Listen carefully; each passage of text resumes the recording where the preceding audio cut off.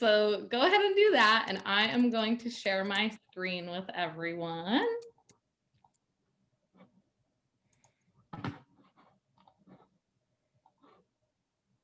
Could we have volume? Okay. Oh, that's what I'm looking for. And then everyone will just put you on mute for now. Sound. I just Output.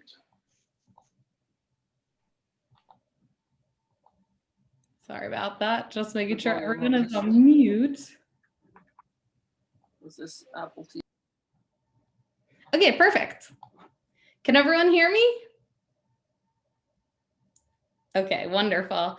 So I'm Erica Vervo, and I help Nomadic Matt run the Nomadic Network. And we started this back at the end of 2019, really as a way to bring travel enthusiasts together, like to meet the people in their area. So we launched with 22 different cities all over the country and a few in other parts of the world. And it was super fun, as you can see in these pictures. I can't hear it. As you can see in these pictures, people had a lot of fun. We did one in Seattle, Stefan came, and they were super fun. And then COVID hit and we had to switch to virtual events, which actually was a blessing in disguise, because instead of just meeting people in your neighborhood that love travel, we've been connecting people all over the world with people that love travel all over the world. And what's been really special is we've been getting to have amazing speakers like Stefan come and speak. And even though he's based in Washington, and I can't see the chat, but I'm sure not every single person here is in Washington. Like, you guys all get to meet and be introduced to him. So these virtual events have been a blessing in disguise. A few things to keep in mind: feel free to turn your camera on. This is a community event. You will be muted though, because there's over 100 people in here, and we just want to make sure that everyone gets all the information. This is a great topic.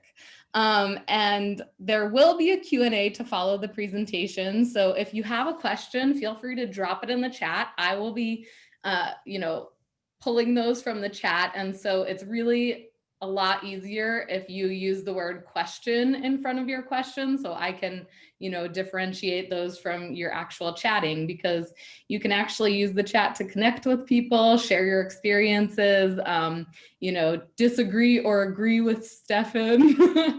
And yeah, that's a great place for you guys to connect. And then the replays are available for our Patreon members. I'll talk about that in a second. And I just wanted to remind you that we're here to learn, satiate our wanderlust, have fun, and honestly, like, dream, because this is the time to plan your next travels. And so Stefan is going to teach us how we could possibly travel to every country in the world. So I hope you guys are taking notes. And then the last thing is, our speakers are doing this out of the kindness of their heart. So thank you so much, Stefan. And just like a passion for sharing. And I know we've had Stefan on here before, and he just like loved answering every single person's question. And it's the kind of personality he has. So hopefully, if you have some good questions, he'll have some really thorough answers tonight. And then this is our Patreon community. For those of you who don't know what Patreon is, it is for artists to get paid for their craft. So since Nomadic Matt is a writer, you can become a part of our community and support us and really deepen your connection to the Nomadic Matt community. We have all of our event replays on there from the very beginning. Matt shares a lot of personal stories that aren't told on his blog. We even ask for input on future blogs, which is really fun. There are lots of live Q&As with Matt and the rest of the team members.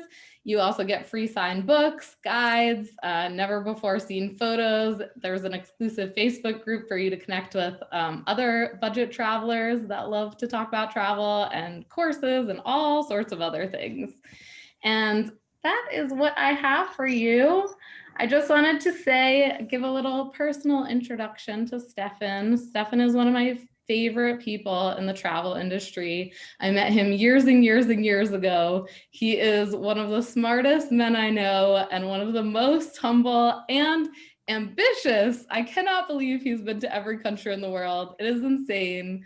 And I honestly feel like if I had to name an encyclopedia for the travel industry, it's Stefan. I come to him all the time for questions, advice, and I feel like he just knows so much. So I'm so glad he's here. This is the second time he's been on a TNN event, and I feel really honored that he is taking the time to be with us today. And so I'll stop speaking and let Stefan teach us. No, I love this. This is why I asked Erica. My only condition was Erica host this because the effervescent Erica Vervo is makes the new year. When we logged in, she started with her incredible laugh, and it kicked off my new year beautifully and wonderful to see you all. And many people say, "Oh, I love the Q&A," and then they talk straight for an hour. So I've cut out half the slides. I've very much allowed. I'm told I don't need to follow in the comments, but Erica said that I do, so we'll keep it very lively. I see a lot of familiar faces and friends. Get out the vote in Georgia. Rich is there. He took time out of helping the votes come in, and so many familiar faces. We've got the president of Travelers Century Club, which I'll mention, and many people that I've not yet had the chance to meet. So I'm very much looking forward to today.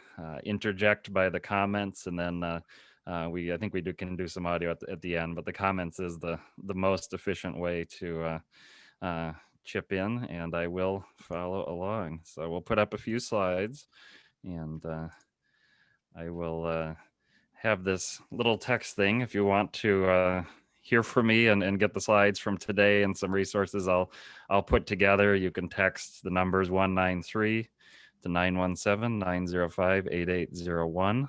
I'll have that number again at the end, and I will not spam you, but it's an efficient way to get back in touch. And actually, the slides today are designed to be discussions, so we'll see how valuable they are as a resource. But I really wanted to not create something that you stare and sit at the screen and read. And we're going to talk some of my ideas about this, and some areas will be very practical, and some might be a little introspective and philosophical. And I found that a lot of people talking about going to every country in the world, especially younger travelers, have soaked up so much of the right way, the PR friendly way to speak about this. So I'm going to be very, very candid, as I always am, and talk about pros and cons that I've felt, talk about what it means to pursue this for personal gain, for profit.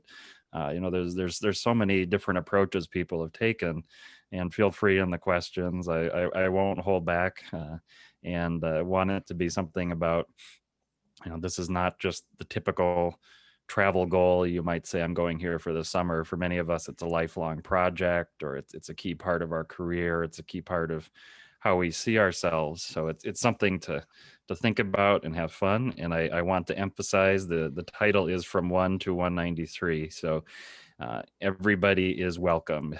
If you are alive, you've been to one country, that is a guarantee.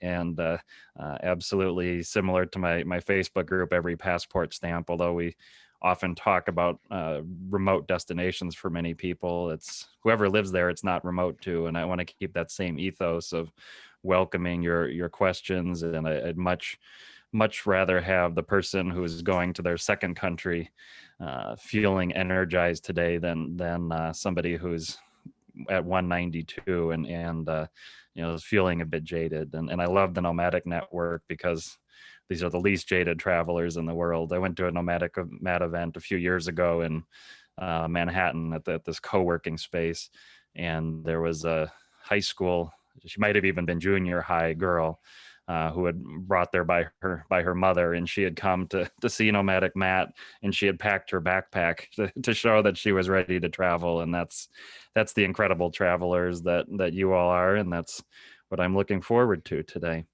So let's talk about some very exotic places in the world. Anyone in the comments can identify this far-flung destination? and you got 3 shots at it, all the same place.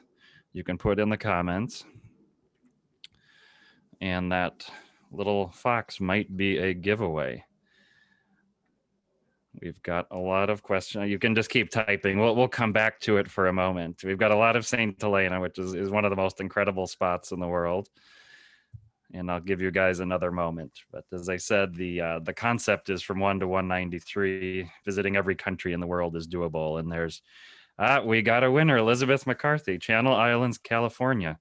And I was on a business trip to Los Angeles, and I knew nothing of Channel Islands, except that it was on the national park list. I was able to arrange an extra day, and it looked like St. Helena or Tristan da Cunha in the Atlantic, and you know, that was a reminder to me. This was just a year or two ago of, you know, even a country, and that's my home country, a place that seems familiar in Los Angeles for business, which I've done several times a year until this year, that it's another world away, and going out in the world is those kind of incredible moments. You're looking for things that you have no idea what you'll come across. And Channel Islands, I mean, it turns out, to my eyes, one of the most beautiful places of so many in the United States.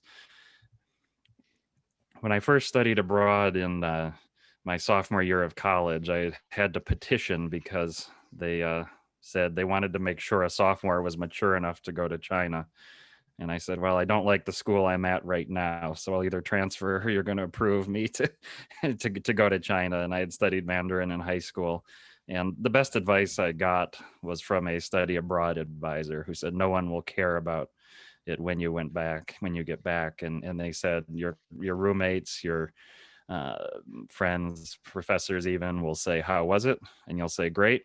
And then they'll go back to talking about this weekend's party or football game. And it was really important to think about that a lot of travel is what you get out of it, and how you structure it. And if you're thinking about how it'll make you more relevant to others or relationships, it's I think often a way to set yourself up for disappointment or mixed expectations. When you're doing something very different in life, it can be hard to find people who relate to it. And if it's people that are in your life that you've had a significant change in your life, and you change things, you know, they may not relate to you very much. And building new communities, new friends is where you can find that. But it is true that when you embark on a life of travel, and whether that means going to every country in the world, there's so many other travel pursuits or travel lifestyles, it does mean that you're leaving some things behind, and you need to think about how you build yourself, your internal strength, and thinking about that. And it was absolutely true. I came back, and my roommates were playing, I think it was an X-Wing game, Star Wars on the TV, and that was exactly where I had left them 6 months ago. And they said, "How was it?"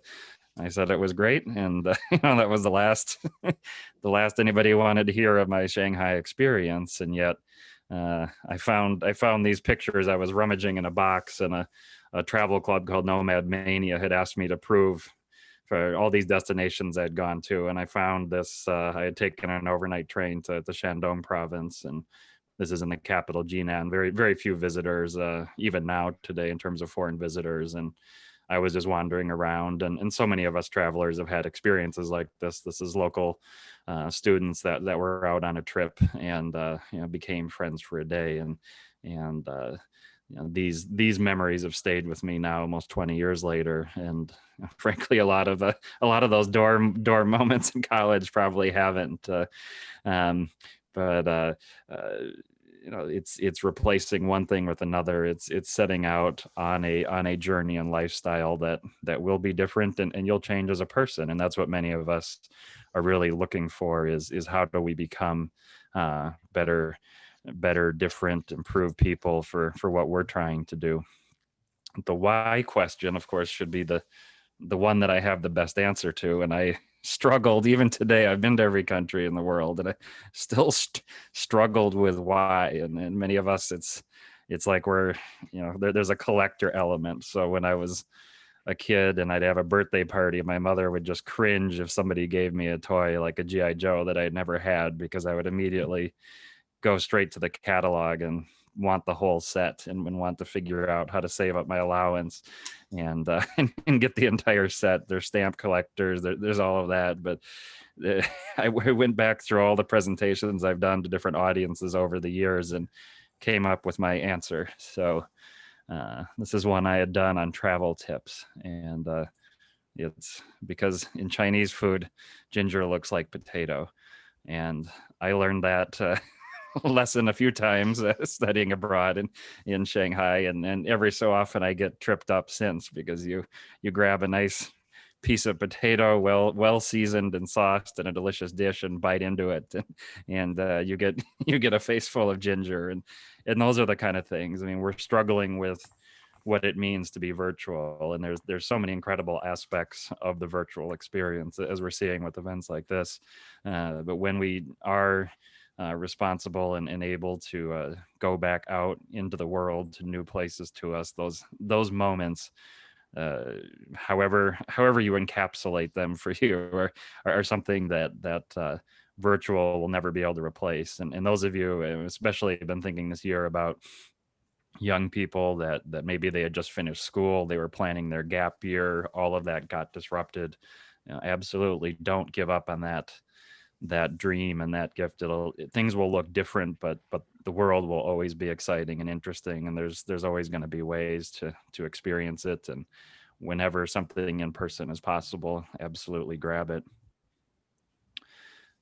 Me and my followers, my this, my that.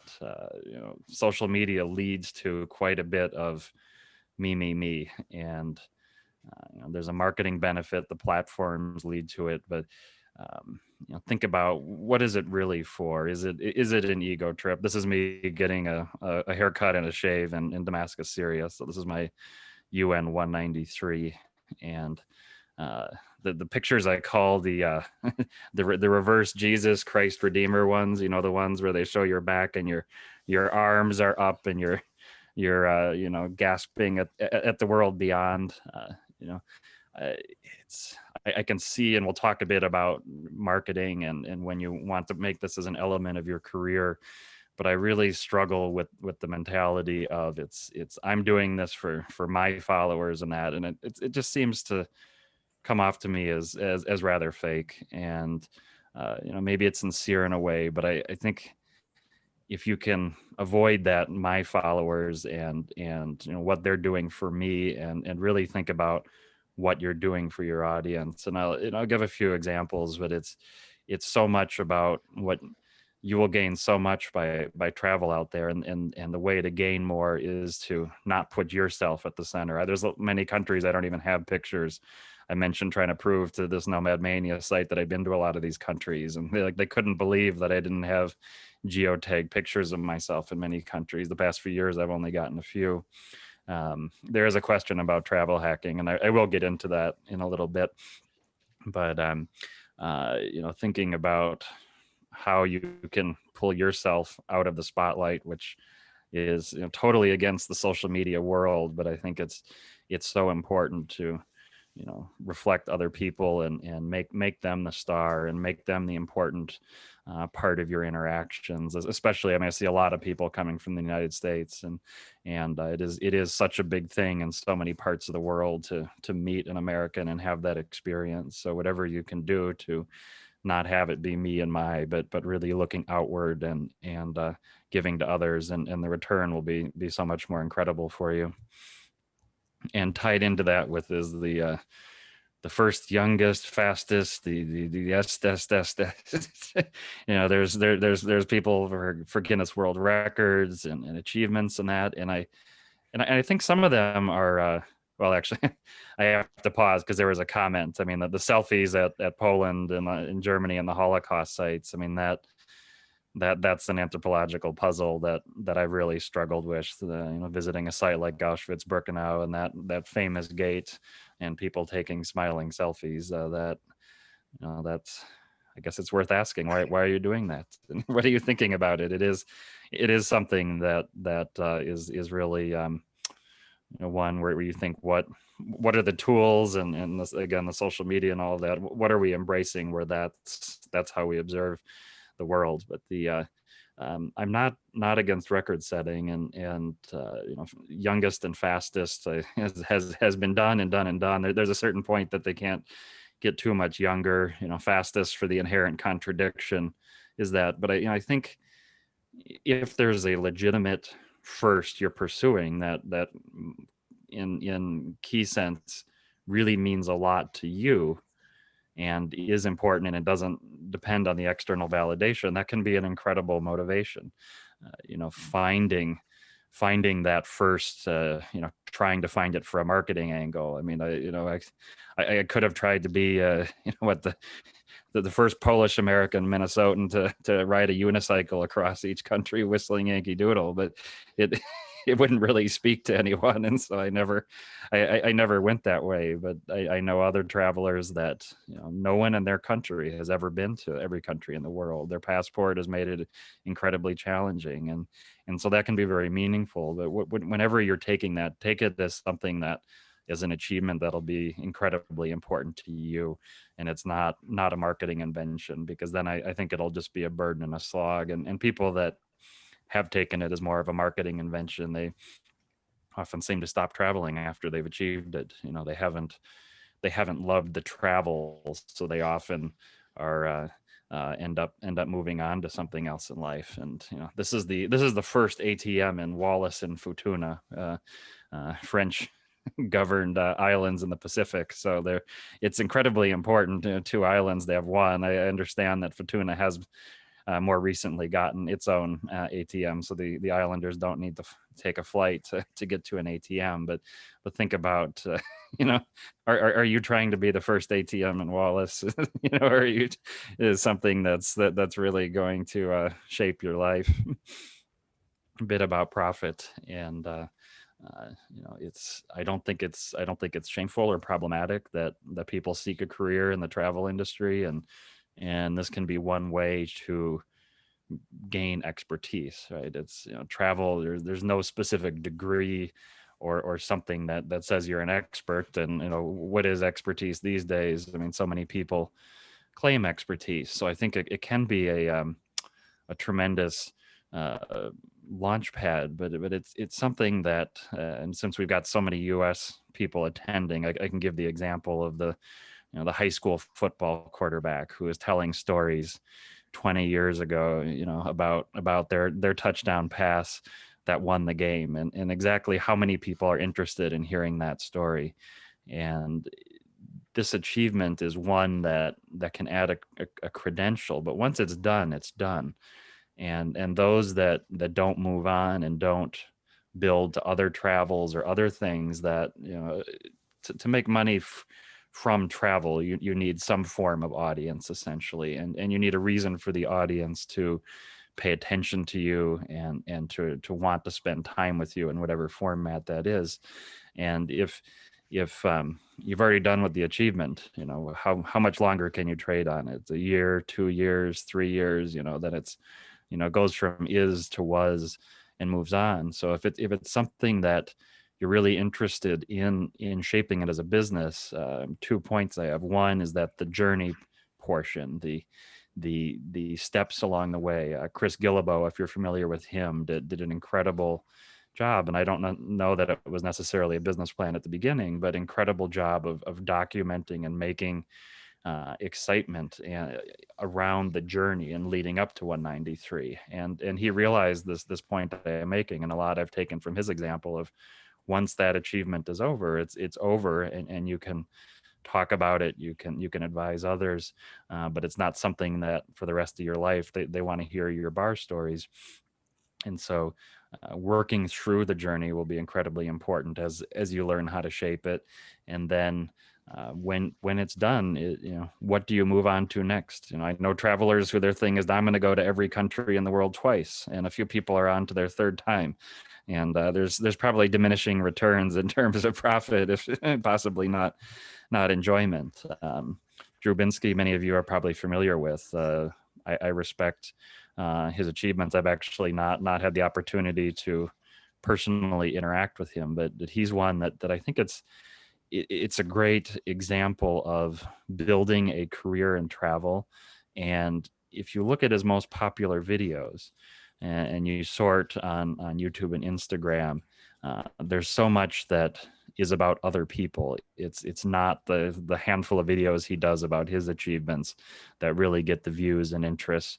It's about other people and the stories of others. And so think about, if you're trying to reach these numbers, you're trying to have this kind of presence online.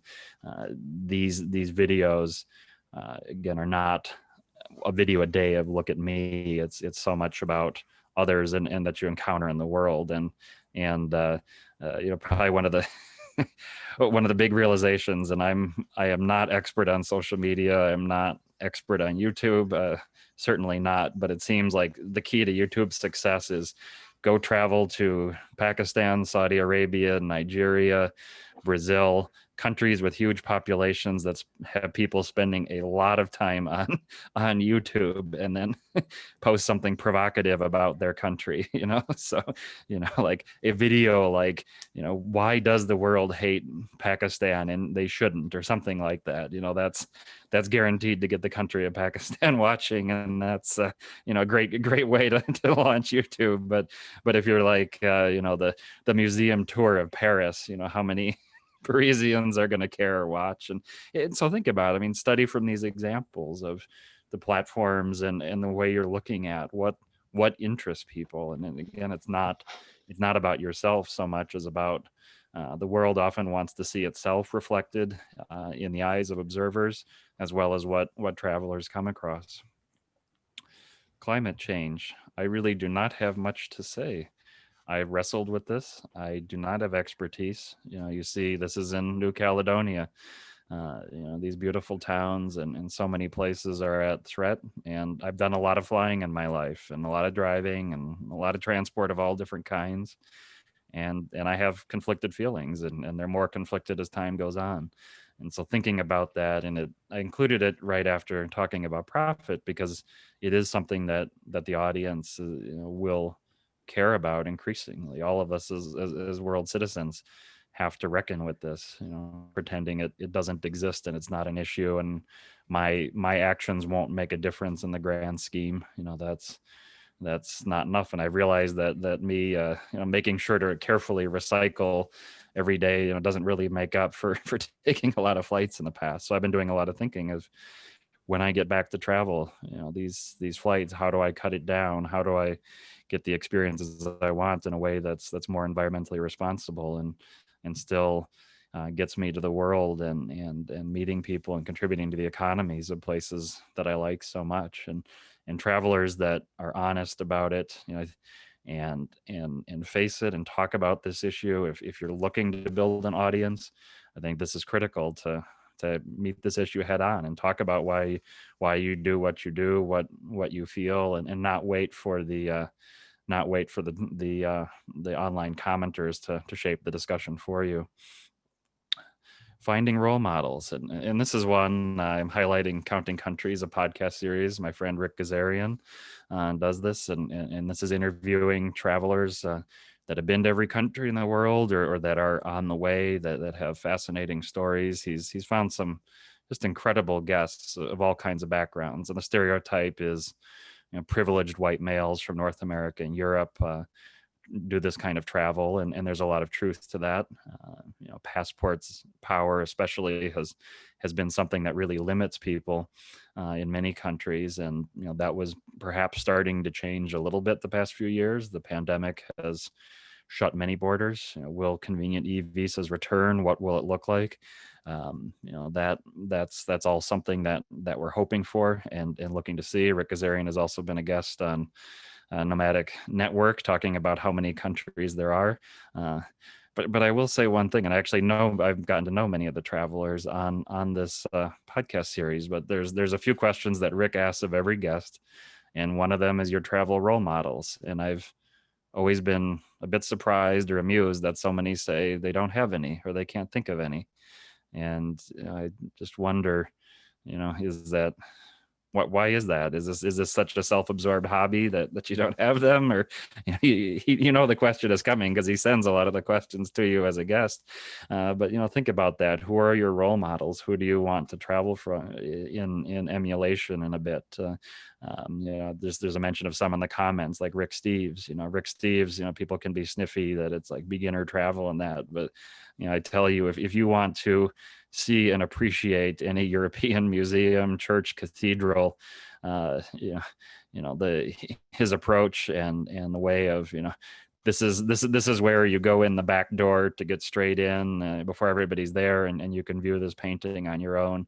There's so much there. So look out, and it doesn't need to be famous people, but look for examples, get to know people, see who's inspired you. It doesn't need to be, as I said, some famous celebrity, but just, somebody even, very, very humble that you see that you really respect. I've mentioned in some that when I went to the island country of Tuvalu, one guy that I just was in awe of and just loved is the country's only about 10 or 20 feet across. It's a little strip of land in some places, and one guy was just sitting there reading his newspapers with a hard hat, and because he likes to sit under the shade of his coconut tree and he doesn't want to get knocked out. And I love the persistence and determination of that. And so, talk to people, build relationships. I see questions about, why do you need a role model? And it doesn't mean somebody that you slavishly emulate, but learn about what others have done and get to know people on the road.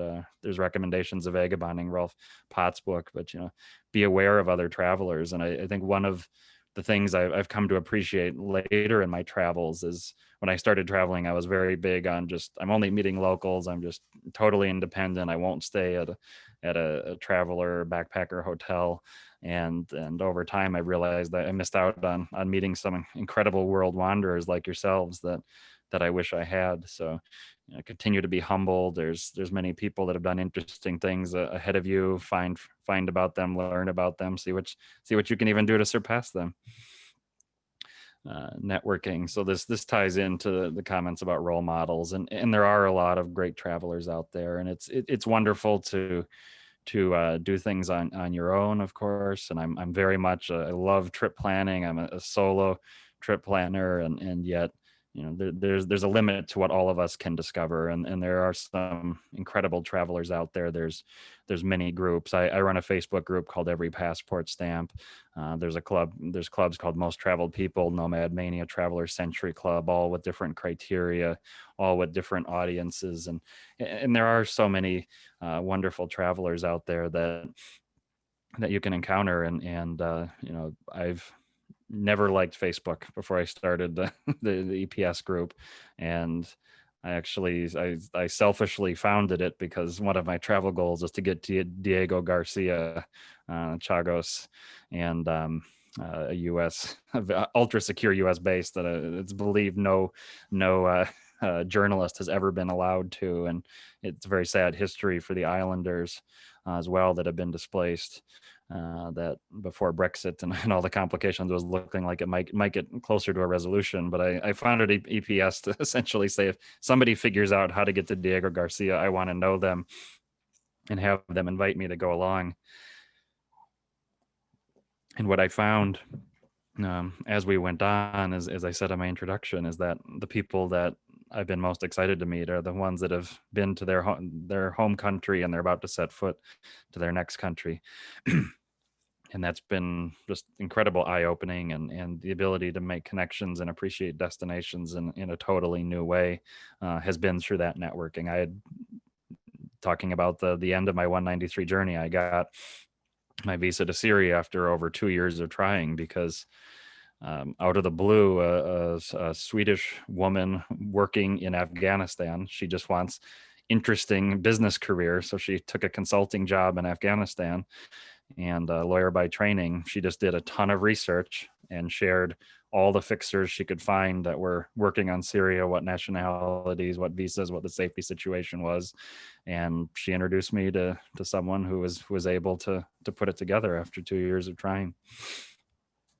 How many countries are there? Let's talk about structuring the journey a little bit.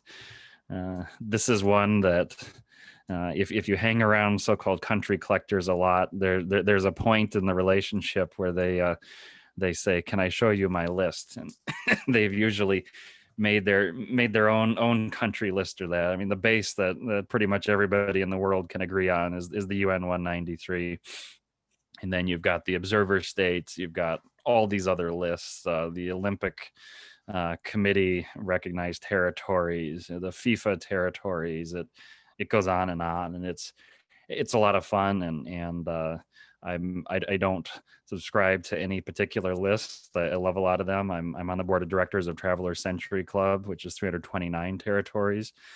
And what so many of these lists have pointed me to is incredible places that I just wasn't aware of, and that I maybe never had made the effort if I had, just figuring out, how do I go there, and what's really there, and places in the Caribbean. I mean, for US travelers, there's, at least on the East Coast, there's so many Caribbean destinations that are familiar, but go to Montserrat and they talk about how a volcano destroyed much of the island, and then it has this rock and roll history with, I guess, what the Rolling Stones recording at some famous studio there, and seeing all these incredible places around the world by happenstance. It's a lot of fun. So I think, take the definition you want and see a lot of the world that you want, and these non-country territories can be some of the most interesting. Caribbean islands that are not UN member states, but effectively are countries as far as any visitor would be concerned. Anselmo saying Fernando de Noronha, which is in the Atlantic Ocean, islands of Brazil, where many Brazilians consider those the most beautiful beaches in the country. Now, these are beautiful in the sense of the natural scenery rather than the fleshy scenery, we'll say. Pristine spots that. I went to Fernando. I mean, it was a real pain for some years to get there. There was only one airline. It was incredibly expensive flights. Then there were two airlines. Then it got to be bookable on points, and I went as soon as I could use some miles to get there. Structuring it all and thinking about your journey, and probably one of the mistakes I made was at the beginning saying, I'm not really going to the mall, so I'll pick and choose, and then later backtracking all of that. But talking about themes and maybe not going to every country in the world is your particular interest, but having some particular theme or particular interest. And here's a few ways to picture Africa. So the United Nations member states make their own designation of regions. So these are the member states, how they administer things in UN concept. And so this is actually, just to say that people from one end of these regions to another relate to each other is quite a stretch, but it's one that, as you start thinking about, and the colonies in Africa in 1936 is another way to look and have a sense. So much of the colonial history has impacted Africa so dramatically, and so visiting along these lines, this is another wiki voyage, how they divide up Africa. And so thinking thematically and thinking about how you're going to see the world, if one of the whys to seeing every country in the world is seeing places in depth, and maybe seeing places that you don't really have an interest to, and yet you get there and find they're incredibly rewarding. That green stretch of West Africa, one of the most challenging and often expensive to travel to. Even the ultra budget methods are just not as cheap typically in West Africa. The Pacific Islands and other, there's unless you're getting on cargo ships, you're flying around, and there's some expenses. So thinking about what regions and thematically structuring and having a plan in mind, and maybe you have a plan, and then a few years later you totally disrupt the plan because you decide, I need 20 more years to do this, and I want to think about it a different way. But having this bit of depth, figuring out and seeing on the ground why people would show maps this way, and what are the relations between countries. that breadth of experience is a lot of the fun that certainly I get out of travel and in this kind of depth. And there's questions about the time spent, and there's always this trade-off. If you're going to every country in the world, there's only so much time you can do it. Even you stretch it across your entire expected lifetime, you're going to spend less time in one place. And I recommend actually, if you have the opportunity to live in another country at some point in your life, take that depth. I lived in China for 10 years, and I can say from that experience that the first year you can really sort of get by not really being a local. Everything, all your accounts work back home, and with the communications now, it's even easier. You don't really need to become a local in a lot of places.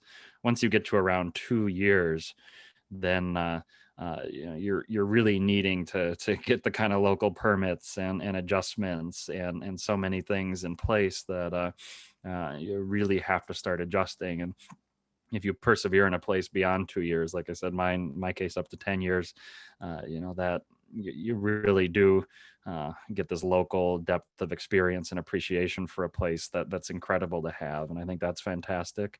And as well, I think very short visits to a place can be incredible. I live in Seattle now, and the first time I visited Seattle was on a flight connection. I had 8 hours, and what I did was I was in the airport. I had arrived at 5 a.m. from Beijing, cleared immigration, found the light rail to the downtown. I ate breakfast at the famous 13 Coins. I took the Bainbridge Island ferry. I took the ferry out, took the ferry back, walked all around downtown, and was back for my flight connection. And now I've lived in Seattle 3 years, and I've not been back on the Bainbridge Island ferry. So it's it's a healthy thing, but there's both kinds of experiences. So I don't judge people for how long or short their visit is. I know one who is so determined to spend a night in every country in the world that she went poured over various maps and GPS coordinates to find a guest house that is outside the Vatican wall, but looks like it's technically in a pocket of Vatican territory, to sleep the night. But was that a better Vatican visit? I don't know. It's a cool story and a lot of fun. A bit about planning. And if you're not a planner, this is where having some role models or friends can help, because in groups like every passport stamp, there's always people that chime in and help. So I'm an obsessive planner, and this is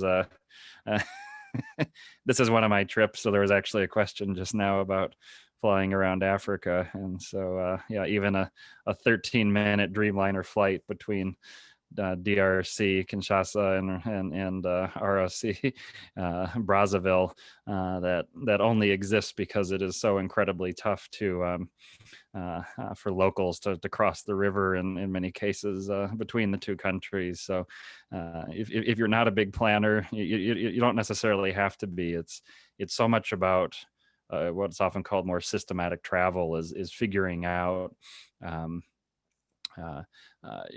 this trade-off of time and money. And there was questions about points, and I'll address that a little bit. I've used points to short circuit a bit of the money concerns, but thinking about what time you have, how you can structure it. And some people, they refuse to plan anything and they love it. They show up somewhere and they drift around and they have time. I've always worked full time. I've taken what limited time I have and have developed my own travel style that works. And I think if you have a systematic travel goal, even if you might change it over the course of your life, thinking about what you're trying to achieve and planning it out and revising from time to time, but putting together these goals and working towards it. Some people will say, like, my goal is to visit 5 countries a year.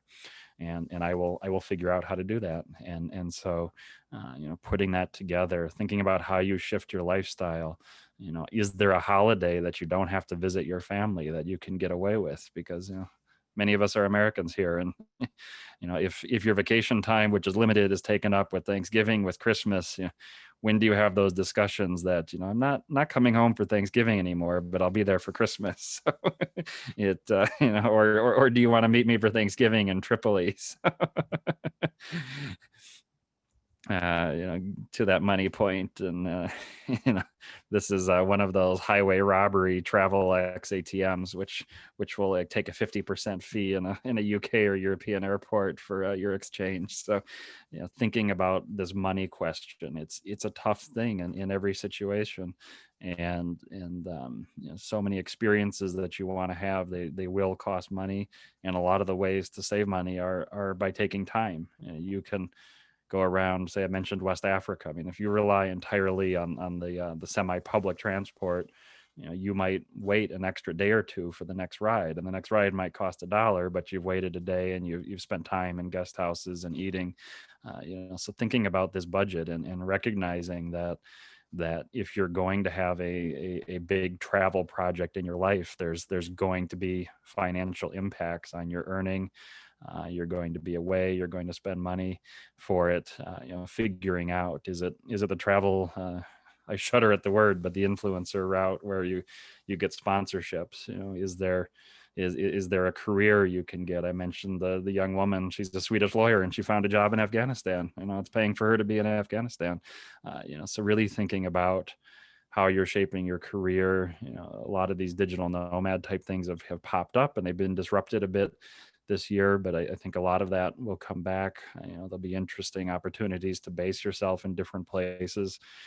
So having a good sense of the money, even if you're one of those who doesn't like to plan your schedules, planning your times, but having financial discipline, saving for a lifetime, making sure you're funding your retirement. I meet many travelers that don't fund their retirement accounts, and really think about that. If you're planning on a life of travel, make sure you're budgeting for that accordingly.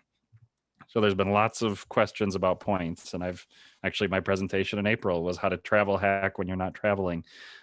It's a subject that gets very deep and very technical, but I will say, give one example to give a sense of what's possible. And if you're not US based, a lot of this is still possible. In many cases, it's easier because of the credit card opportunities in the US, but there's many of the most popular mileage programs for country collectors have mileage sales and different promotions that you can participate around the world. So I'll give an example of just one of how we can think about when the points in travel hacking is, your goal is not the business class flight to Paris, it's getting to a destination where, mentioning West Africa again, it can be 24 hours by unreliable roads to maybe get to a closed land border, or an $800 flight that is 45 minutes, and it can actually be cheaper to fly to London or Paris than in the next country.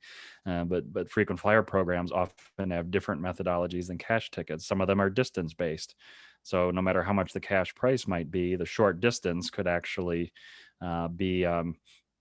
be something that is very, very cheap on an award chart.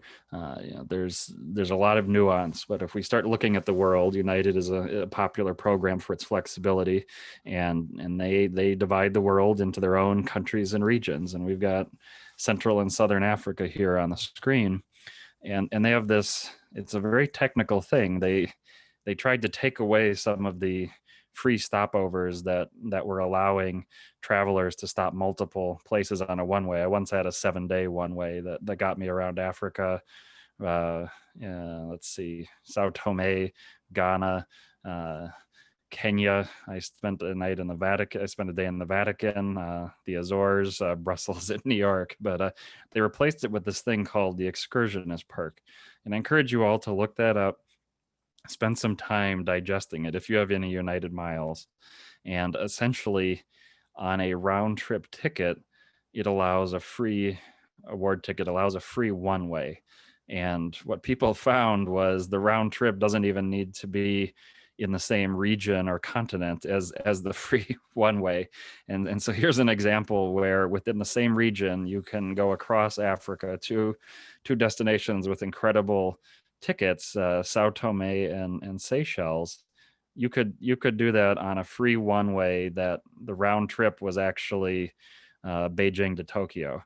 And it's nutty. There's crazy rules around it, but that's just a bit of taste. So there's a lot of questions about how I've used points. There's it's such a giant subject, and I'm happy to point people to different resources. But it's something that you put a lot of time, you put a lot of research into, and you can get this incredible payoff of something like a free Sao Tome to Seychelles flight. Some of the programs that are really worth your attention for our purposes are Alaska Airlines, British Airways, Japan Airlines Mileage Bank, Singapore Chris Flyer. So the list goes on, and again, these are across the world. It's not entirely US based, and I know I will get kicked out if I turn this entirely into a points thing. So we can do more in the comments, but again, you're connecting some of the most incredible natural destinations across Africa on one free one way that you've put together. And lastly, I've talked a bit about life and talking about relationships. So these are shrimp wontons, some of my wife's favorites in Mukbangki in Jordan, and Tsim Sa Choi in Hong Kong. And that ring is one of the reminders that there's a lot more to life than purely travel. And when you're going to be gone a lot, and it's very rare to have a life partner who has the exact same travel interests. Many of you in this call, I know, have life partners who you reach some kind of accommodation for. And so thinking about that, and I admit, going to every country in the world is the most selfish thing I've ever done. I've been gone a lot, a lot of things that have not not been model husband in that respect. So I've tried to be good in some other respects. So thinking about the relationships you take on, and what that means, and how you're impacting people. When I was in Afghanistan, I was talking to my guide, and he joked. He said nobody tells their husband or wife they're going to Afghanistan. He said, but of course, his prior client, a British man, had told his I think fiance that he was going to Tajikistan, except the itinerary was sitting on the nightstand. And so when you get that phone call, so how is Tajikistan? You should know the tone and the voice to fess up, and you shouldn't have lied in the first place. But that's really the point, to think about relationships and the important things in life. And some of the best travels I've had have been opportunities with my wife, with my parents, with friends and family, now to revisit places I've been, and in a way to give back and show them a bit of what I've been able to do, and thank them for their tolerance, support, their worries while I've been gone. And lastly, it is an achievement that you should feel good about, and setting a travel goal and achieving it. In some ways, getting to every country in the world had gotten easier the past few years. Now it's gotten harder in a lot of ways, but doing something that takes a lot of effort, a lot of focus, a lot of determination, it's a great thing. So you can be a travel badass. This is a gentleman I saw waiting for his flight in Gabon, and I thought, if anybody's going to get the first class upgrade for looking nice, it's this gentleman. But it's it can be great to be, as I said, a travel badass, and seeing so much of the world. So I will leave it there, and I will stop sharing in a moment and run through the questions that I haven't gotten to. But again, if you want resources and to stay in touch, you can text 193 to 917-905-8801. My blog is rapidtravelchai.com. You can find me Twitter, Instagram, all the social media profiles that I use are Rapid Travel Chai. And I will take the screen off, and we will talk. So awesome, Stefan, so awesome. Now, one thing that we kept getting in the chat is everyone wants to know your personal story. So they want to know exactly how you went from 1 to 193. I mean, you don't have to tell us 193 stories, but like, what was how did it unfold for you? They said I was studying in China and living in China, and I arranged my classes to be Monday to Wednesday night, and I would just go up to, I would either in Shanghai or Hong Kong, just get an overnight train somewhere and go. And I started filling in the map in China, and then I looked at the map of Asia, and a few years later I looked at the map of the world, and I keep saying, yeah, it's possible. It's doable, and I'm loving it. And I really get I think it's great to find the moment that really excites you in travel. And for me, I've found that, like, I'm not big into the flights. Some of the points people really big into the flights, and my mood level is just very low. And the second I hit immigration somewhere, I just get excited, and I just realize that's the moment I love. So I just kept doing it and loving it, and I have the collector aspect, so the systematic way, and just kept going. And at one point, I thought about making it more of a public thing. I mean, I do blog, but I didn't really keep up with that part of it, and realized that it was more fun to just be doing it for myself, and really loving it that way. Yeah.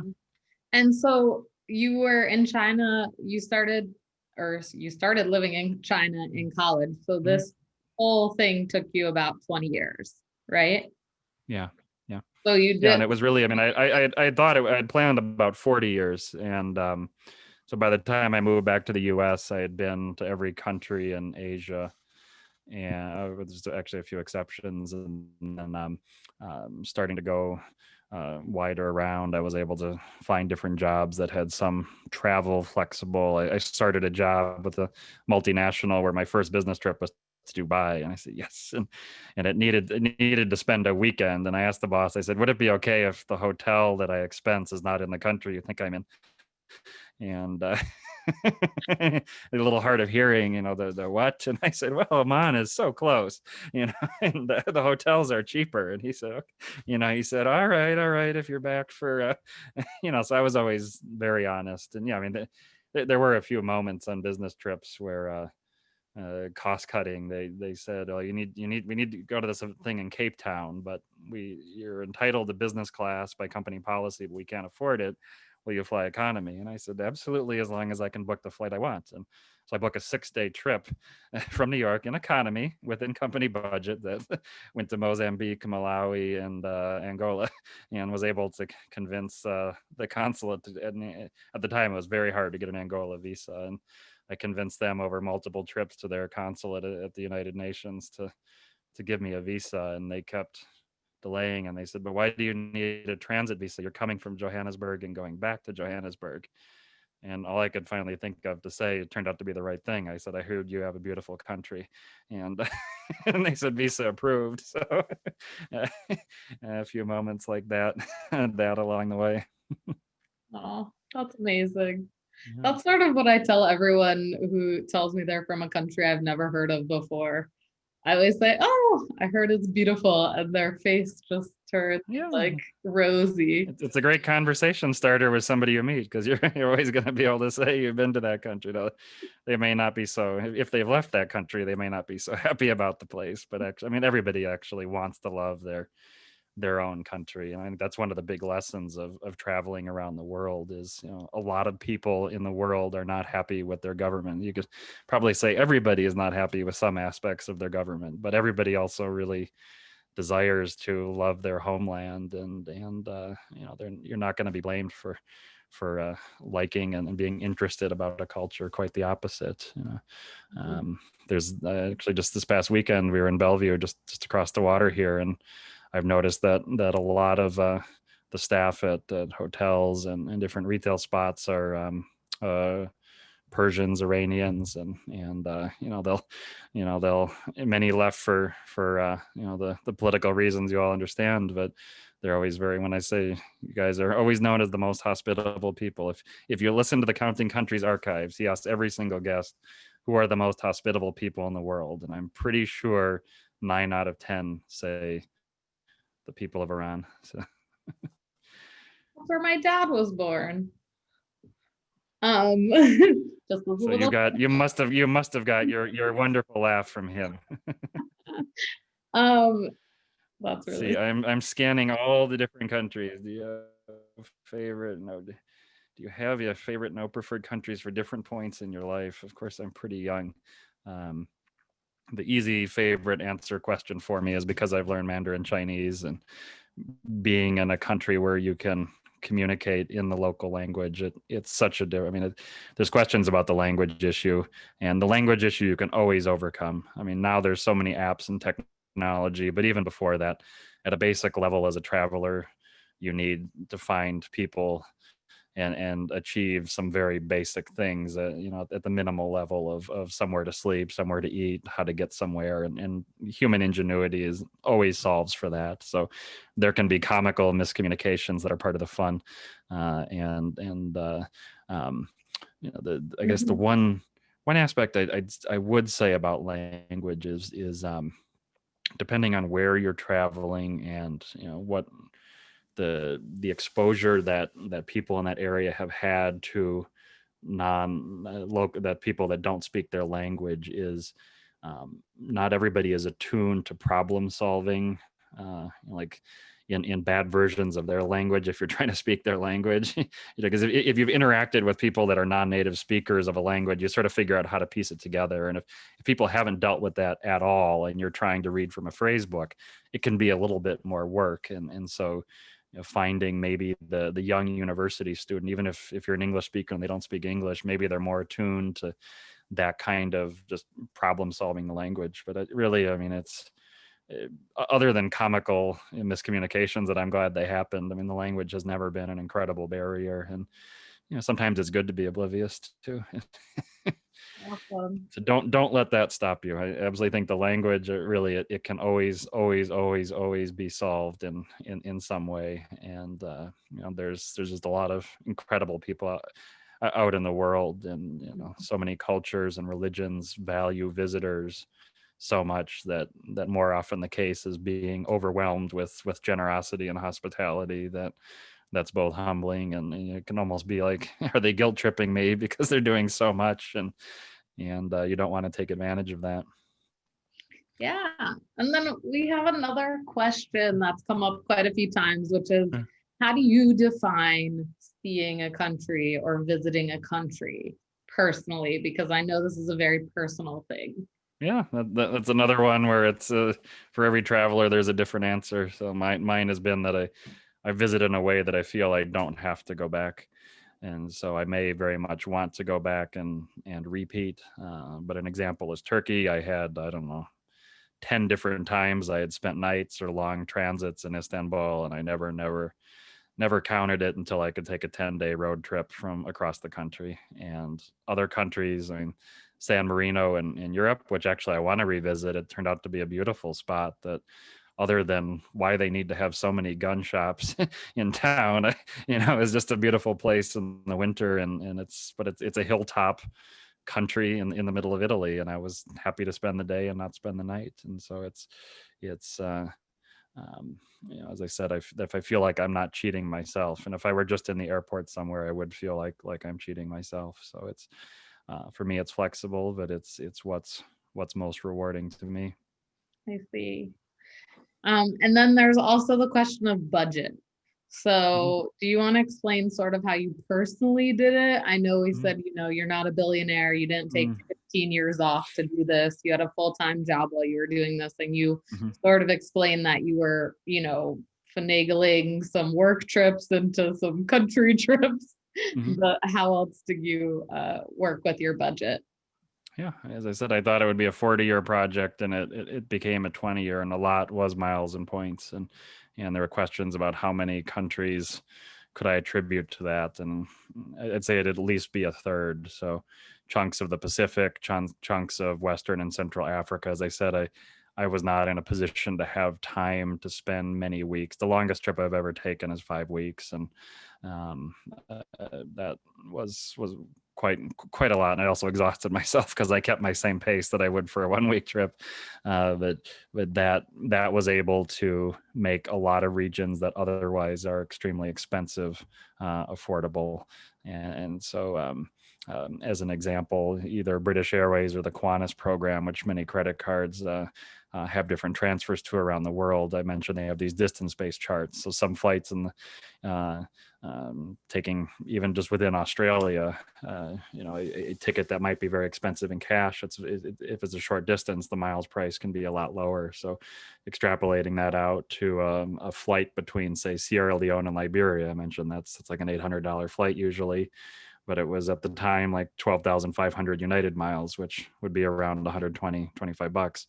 And so really learning that and applying that was able to, I'd say, probably advance me by 20 years. And other times, I mean, I kept focusing on having, which corporate jobs and having that income, and I always made sure to save and put into my retirement accounts, but I had to dedicate a good chunk of spending to that. I mean, there's no way to change that or hide that. And I was living in New York. I never went clubbing. I probably wouldn't go clubbing anyway, but you think about $100 a night, $200, whatever people spend on clubbing. It's a prioritization of how you're going to spend, where you're going to spend, what you're going to focus on, and in your travels. For me, the flight cost was the one to always solve for first, because I had to get to those destinations. So either using points, you have fair deal sites now. One of the things about planning to go to every country in the world is you don't need to worry about choosing where to go. You can be opportunistic. So there's fair deal sites, is so many of them. Thrifty Traveler, the flight deal, and on and on. And if you're opportunistic and it says, this is $400 to get to Nairobi, you can jump on it then and say, this year my trip is going to be Kenya, Tanzania, and that. And until you've pretty much filled in the map, you can keep being opportunistic that way. And so it's not that I'm only going this place this year. It's having that flexibility to adjust and take opportunities as they come that has been good. Great. Have you ever estimated how much this whole quest has cost you? I have my high school Chinese teacher keeps asking me, and I have shuddered to do that. A lot of the expenses have not been the UN 193, but very specific one-off trips and opportunities to some of these territories, like I mentioned, Traveler Century Club. So taking the last Royal Mail ship St. Helena, sailing to Tristan da Cunha and St. Helena, which meant essentially a week before I suddenly had to get myself to South Africa and be there, and we were already in Australia, and so some of these have been the most expensive. But what would I guess right now, if travel is going to be cheap in some respects for some years for mainstream destinations, but it might get more expensive for the more remote, because places that were expensive before, they're going to have less traffic, less connectivity. Airlines are going away, so maybe it's time to focus on what in the past were the more crowded, popular destinations. They'll be less busy, and the costs may come down. Being very opportunistic and planning, and also knowing when to draw a line. I mean, I used to reprice rental cars, spend hours because I got $1 less per day, but then I just realized I spent 3 hours to achieve it. So you really have to balance out and focus on also what you can do productively in life to have a positive income. If your income is growing bigger than your spending, that can allow a little more luxury or spend on the travel piece. So it doesn't need to be you give up making a professional income. Figuring out some balance, and there's different work that we met a traveling nurse in the Nomadic Mat Network in Seattle in March, and it's working as a nurse, but it's taking on some amount of hazard. I mean, she'd been in Yemen. I mean, this kind of travel. I mean, Yemen, and so taking on a higher compensation for some amount of risk and adversity in the situation, but that was allowing, with the same credentials and the physical work of a nurse, but having a higher income. So true. All right, Stefan, do you have a time where you have to stop? Not necessarily. No, I'm good. Happy to take questions. I just want to offer this because there's a lot of questions. Yeah, no, we just fire. I would love to get through them, but hold on. I want to offer for the people that weren't planning on staying on for like an hour and a half, hour or 2 hours. I can send this recording to you. So if you just want to email info@the Nomadic Network, I will send you the full recording on Friday. All right. Does that work for anyone that needs to hop off? I feel bad because maybe in some parts of the world it might be the working day still. Okay, we have tons of questions though. These are so good. From Ali and Nurit, they were both asking about if you used an around the world ticket at all for any of this. They exist to some degree now, but even people that I know that were really big into them have found that just piecing together individual tickets often works out better in most cases. Mixing mainline airlines and budget airlines and having that flexibility. So I have not used them. In points programs, there's a handful that are still left, like ANA, All Nippon Airlines, that still have some values. You can put a lot of research into putting them together. Great. And then Does Katie, anyone own a Camino? I guess no. what did you say? Go ahead. Oh, One of the questions was, has anyone done a, I thought it was owned a Camino. The hiking trail. I see. Now I get it. Yeah. And I have not, but. Katie's asking, did you ever feel burnt out during your travels? And if so, how did you overcome these feelings and determine it was worth it to pursue these goals? Yeah, certainly that 5-week trip, which was a long one in parts of Africa. And like I said, my mistake was treating it like a 1-week trip and just every day a different place and just moving along in that. I've never taken full-time travel, and I realized long ago that really wouldn't work for me. And I like having a home base and the work I do, and keeping that separate from the travel has been good for me. If I were to take on more long-term travel, I'd have to figure out a lifestyle that made sense for me. And there's times, yeah, where it just isn't fun. There was one trip I think where I was in an Indian Ocean trip, and I was in Reunion Island, which is actually a wonderful place. Nothing negative about it, but I was just done, and I called. It was a Delta award ticket, and I said I just want to leave a day early, and I need to get back. And I just wasn't. It had just been too long of it. Again, it's a wonderful destination, and on the way out, I stopped at a local market and I got a dozen passion fruits because it's a 12-hour flight, and I had one passion fruit an hour and to get into Paris and that. But yeah, I think it's great to just put a pause on things at a time. And too much travel is like anything to you, could be too much. Mm-hmm. And Katie's also asking, is it possible to visit all the countries without any boat travel because she has severe motion sickness?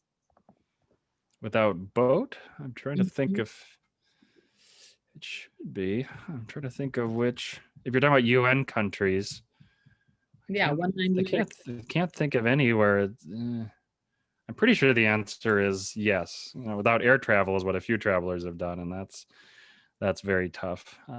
It would be these more non-country. I mean, there's different ones in the Caribbean and that generally you're going to visit by boat in different places. But of the UN, you should be okay. And please correct me in the comments. I'm on the spot there. I can't think of any. I mean, good news for Katie.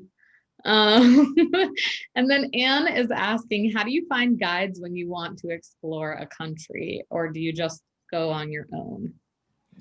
I've generally been very big on go on my own, and I've come to appreciate that has its pros and cons. So I think any of the local crowdsourced sites or people you meet online, I mean, there's so many places to do it. I've not been good at that. A lot of tourist sites around the world have guides that are on site that you're not paying for an entire day, and you're not being dragged to the textile factory afterward, which can be good. There's apps have changed things a little bit, but there's some countries where public transport's been limited. I've chosen not to rent a car. It's not been available, and just get a taxi to go to one place. And if the person seems informative and safe, then I'll say, oh, by the way, I'm thinking of here and thinking of here. And if it's worked out, and I mean, there's lots of approaches to taxis, but generally it's, don't pick anyone that's parked in front of a hotel. Generally pick the taxi that's driving so fast past you that they barely see you when you've tried to flag them down, and then they're probably a regular taxi. But there's a lot of when apps have changed things a little bit in that respect. But yeah, I mean, finding locals, and when you're in a place, I mean, asking questions is perfectly fine too. I mean, you know, just about anybody in the world is happy to, you know, if you say this place is beautiful, tell me about it. You know, you'll get a lot of answers from people, and you know, if you say, you know, why don't you support American politics? We've invaded your country 5 times. You know that's not necessarily the the conversation starter you want, Exactly. but yeah, I mean, just walking up and talking to people in happenstance. I've in terms of agencies and that, there's some countries or destinations that I've either for requirements or different reasons needed to work with agencies, and I generally try to find a local agency because I'm comfortable with that. I don't feel like I need to, for my own travels, pay the premium of dealing with somebody in my home country who might be very competent and excellent, but you know, that's saved costs for me, and it's service that I've not necessarily needed. So figuring that stuff out, and you know, maybe the overall lesson is don't commit to something really big unless you're really confident or you're you know, you know, really sure that it's good. And it's sort of related to safaris. You know, go on a 1 day or 2 day safari before you book the $20,000 7 day safari, because Mhm.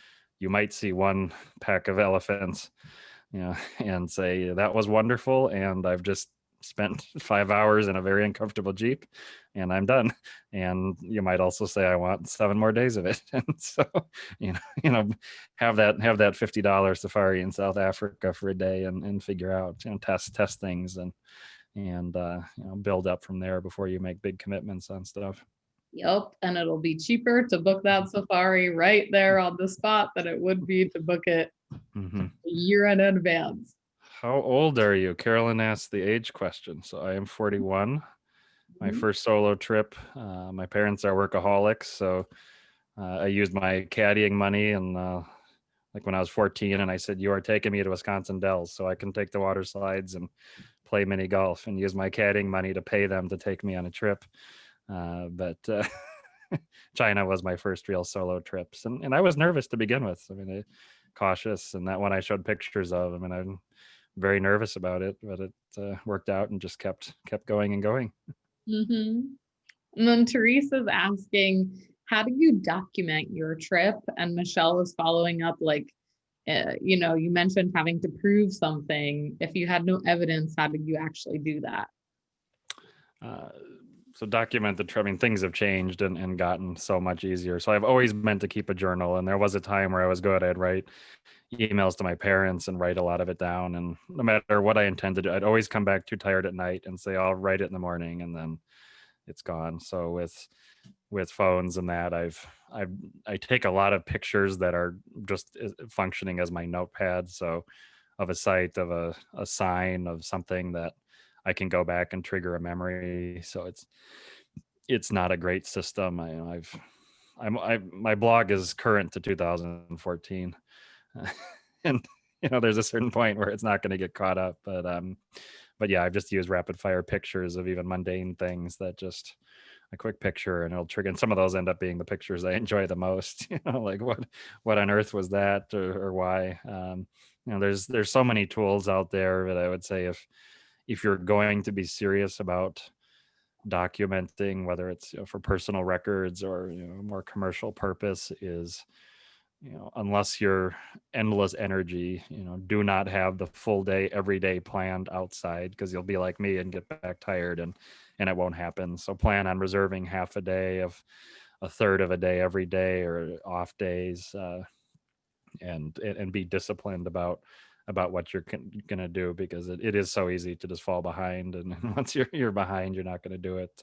I'm sure others in the group have much better tools and systems than I have, but I do have those pictures. So documenting it. I mean, I never planned on any kind of documentation. This group that called Nomad Mania that I mentioned, so they have a process now where they verify travelers who are members, who are either completed the 193 UN countries, or on their list of they just increased the number, 1301 destinations around the world that have been, I think, to over 500 or 700 or something. That and so I agreed to do this, and the first step was UN countries, which was very easy. I mean, I had my passport copies and just sent the entry stamps and whatever else they wanted. And then the the next was they said their regions. Well, their regions don't even necessarily match states or provinces.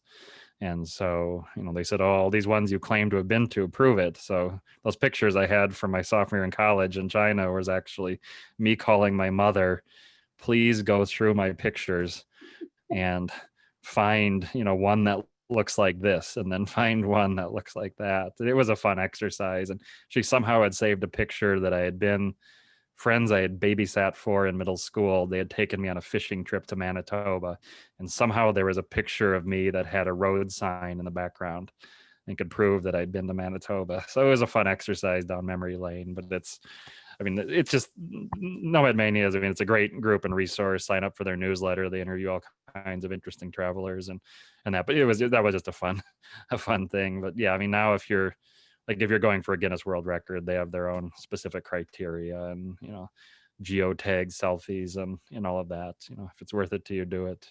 But that just changes with the technology. Mm-hmm.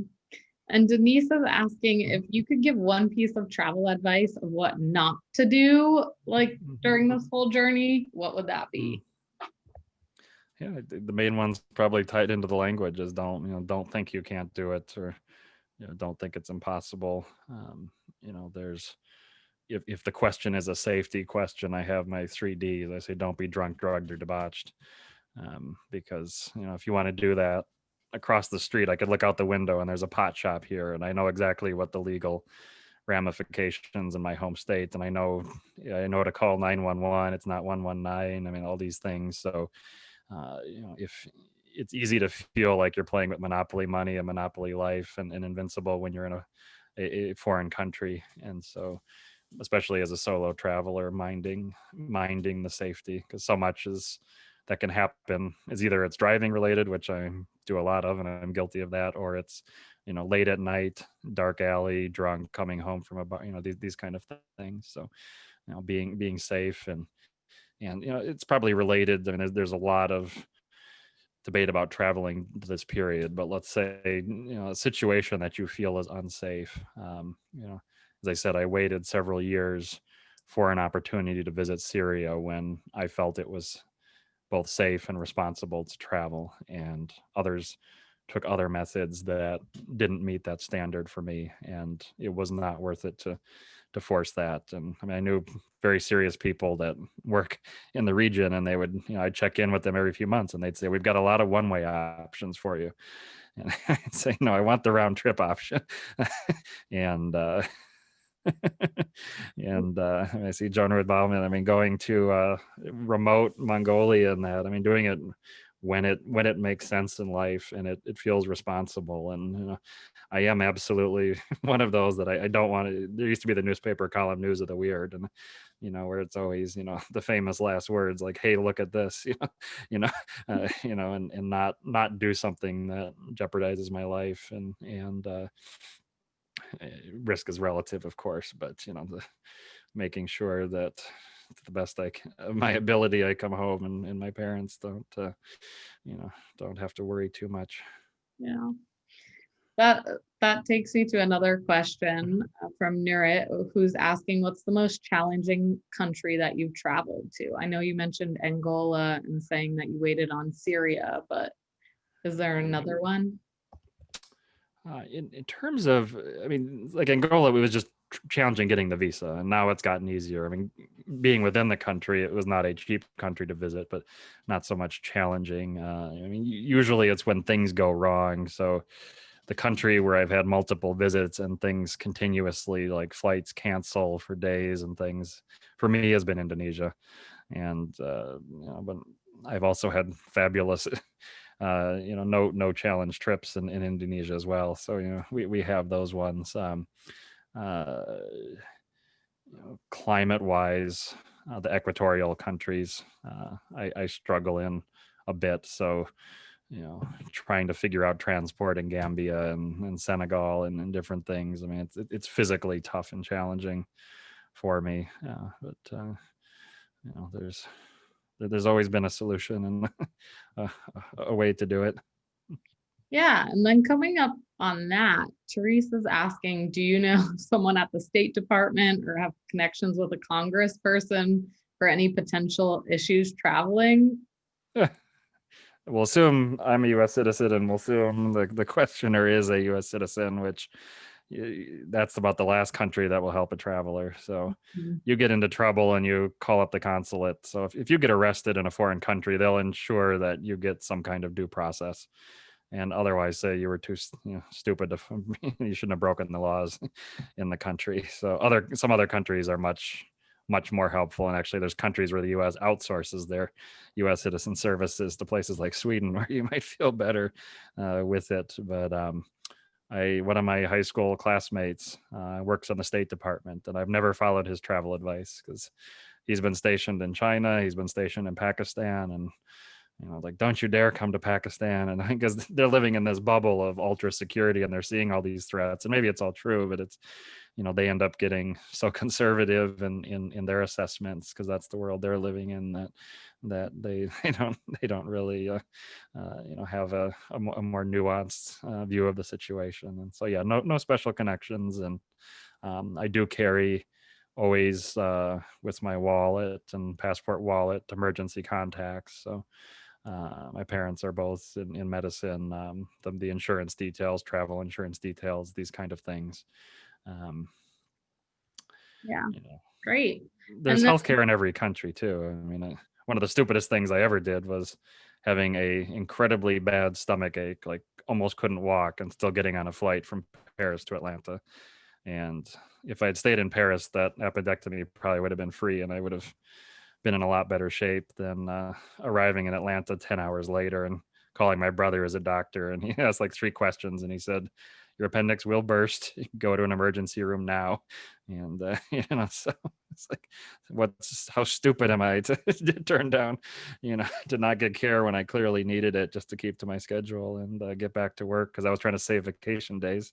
And that you had to use some of those. when I woke up, vacations. the surgeon checked on me, and I said, "Can I go to Johannesburg on Friday?" And,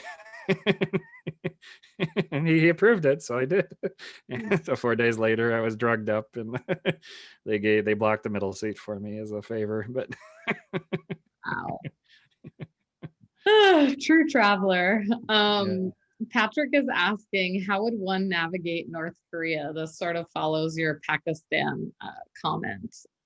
I mean, North Korea is one that the policies regarding U.S. citizens are what the U.S. government has determined, not what the North Korean government has determined. So there's 2 elements to that. If you're a U.S. citizen, if you're of a citizen of a country that country allows you to travel there, and the North Koreans welcome you there, then if you go, you follow the rules, and the rules are made very clear in advance. They're there for all to see.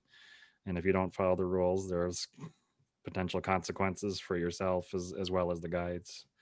And there's people who travel to different parts of the world for religious proselytation, and they're very different than my purposes of traveling, and other purposes or other motivations. But if you're going to a place and thinking of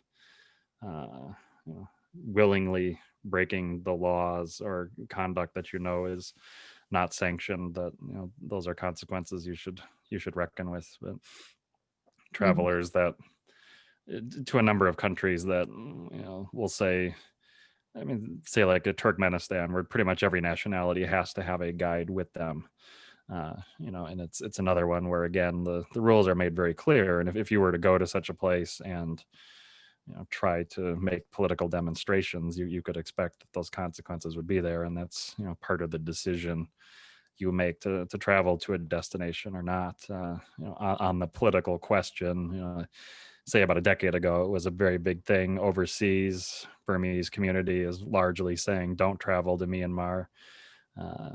People going to Myanmar, they're meeting locals who are saying, thank you for visiting my shop, because this is the only way I'm staying in business. It's very complicated and nuanced, and responsible travel is a big subject, but definitely respecting the locals, respecting their culture, respecting their difficulties and challenges, and being aware that the consequences of a lot of things may not fall on you. It may fall on the people you've dealt with. So being very cognizant of what you're doing as a traveler when you're in a destination.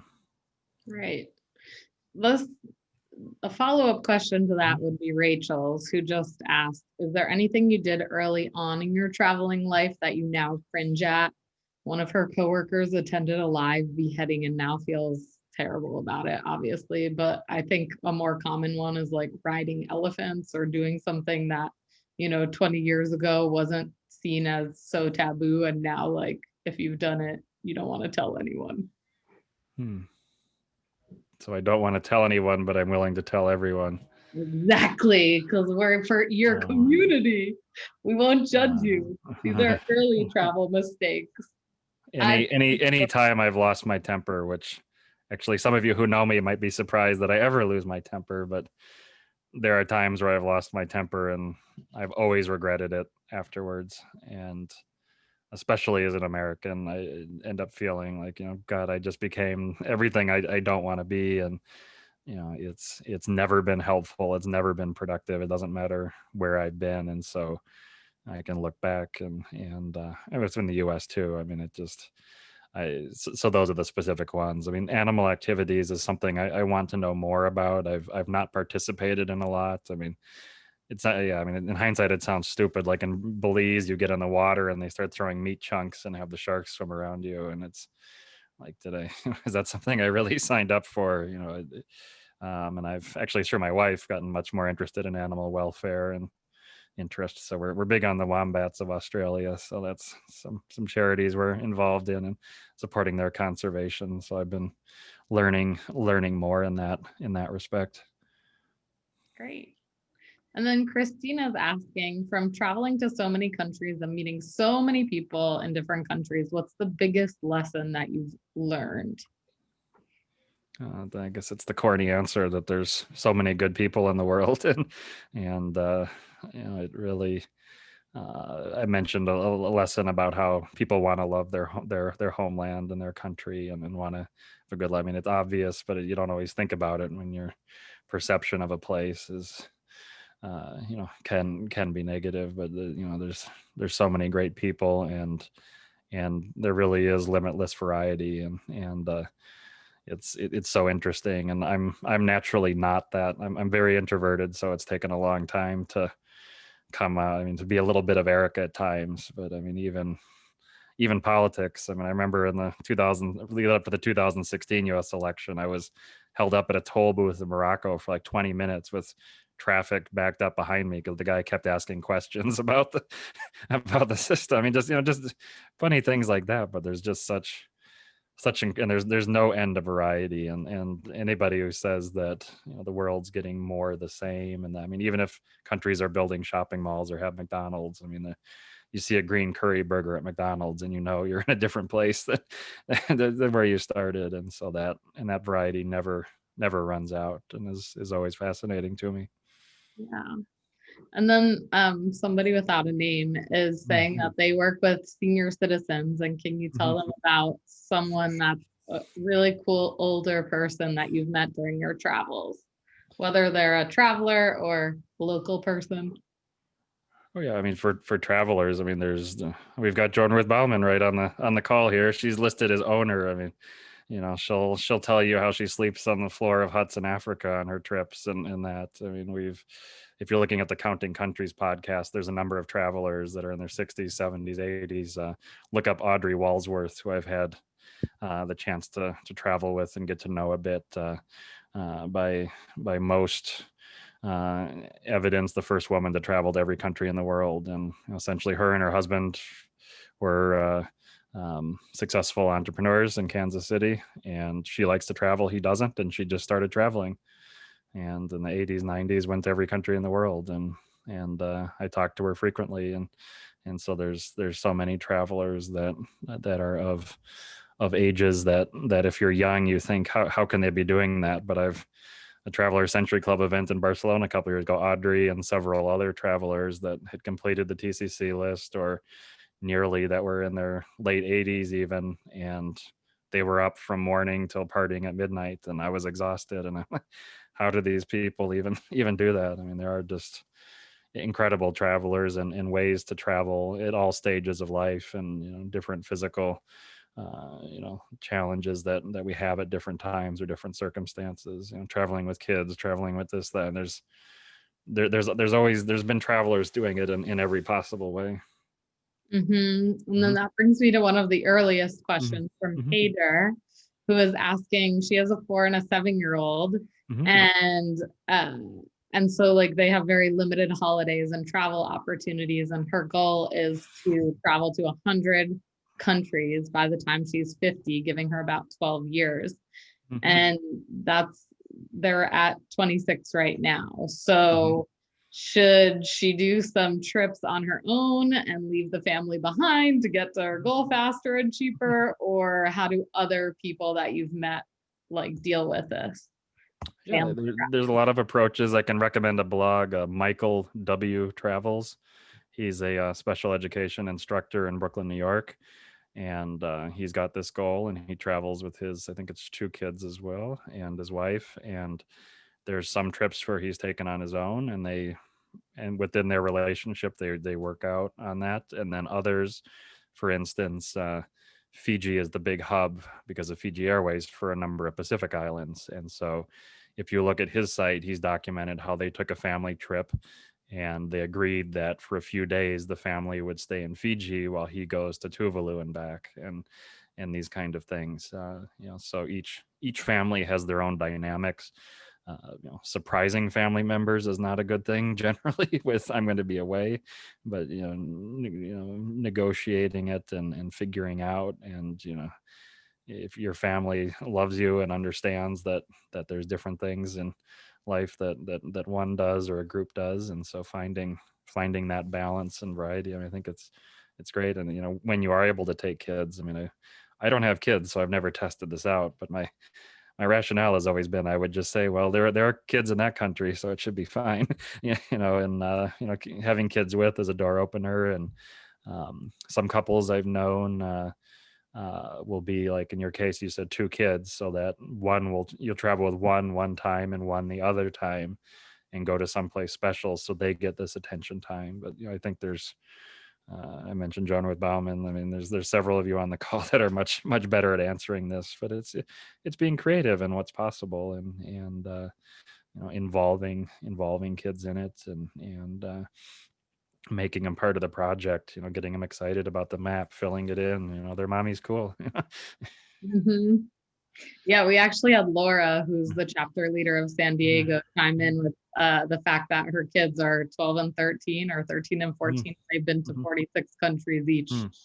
So, it's very doable if you make it a priority, just like anything in life, right? There are always people that have done it before. And then we have a question from Sydney that was asking, was there a certain point in your travels where you just said, you know what, I'm going to go for the entire world? I think it was I know the moment where I paused a bit was in Azerbaijan, and Traveler Century Club has Nakhchivan on the list, and it's very easy to get to now. At the time, you just look it up. It's the oddities of geography around the world. But at the time, for foreigners, it was like a $2 flight for locals, but like $500, or I mean, just nutty. Like you had to have a guide, and that changed totally. So now you could just book the flight and go. And I was there, and I was like, I'm not going to go for this ridiculous list. I'm not going to pay the money to go there. And a few years later, I was on a flight to Nakhchivan and that. So yeah, it was somewhere around that point, maybe somewhere around East Timor, that I said, if I've gone to East Timor, then I'm really going to go to them all. And it's just because I've loved it. I mean, if I didn't like it, I'd stop. And others, some travelers I know, I mean, they just really love one particular region of the world and travel incredible. Just met some travelers that a lot of us overlook Central America for, it gets overshadowed a bit by Mexico or different parts of South America, but that Central America, they just love, and that's their travel project, and they just keep going in depth, and that's wonderful too. Yeah. And speaking of going to every country in the world and maybe having your kids help you fill in a map, did you have a map or a list that you were ticking off, or did you just remember every single place you went to in your head? And, even at 178, you were sure that you were at 178. Well, if Paul is still in the chat, he always wants me to look at his list. So yeah, there's you make your own. I mean, there's different websites and tools, but a lot of these seem to go out of business and leave you hanging. So let's see. I can open it up. So I made a very simple one for myself, but I can share it. So it was actually a version of what somebody had shared with me. So I had, so that's Traveler Century Club, UN member, UN complete, and Margarita Island I've not been to in Venezuela. This is for Traveler Century Club, but yeah, so this is how I tracked it, just simple. But there's many tools and many things, but yeah, I mean, I could probably name all UN 193. I don't think you want to hear that, but I might struggle somewhere along the step. We'll see. Wow.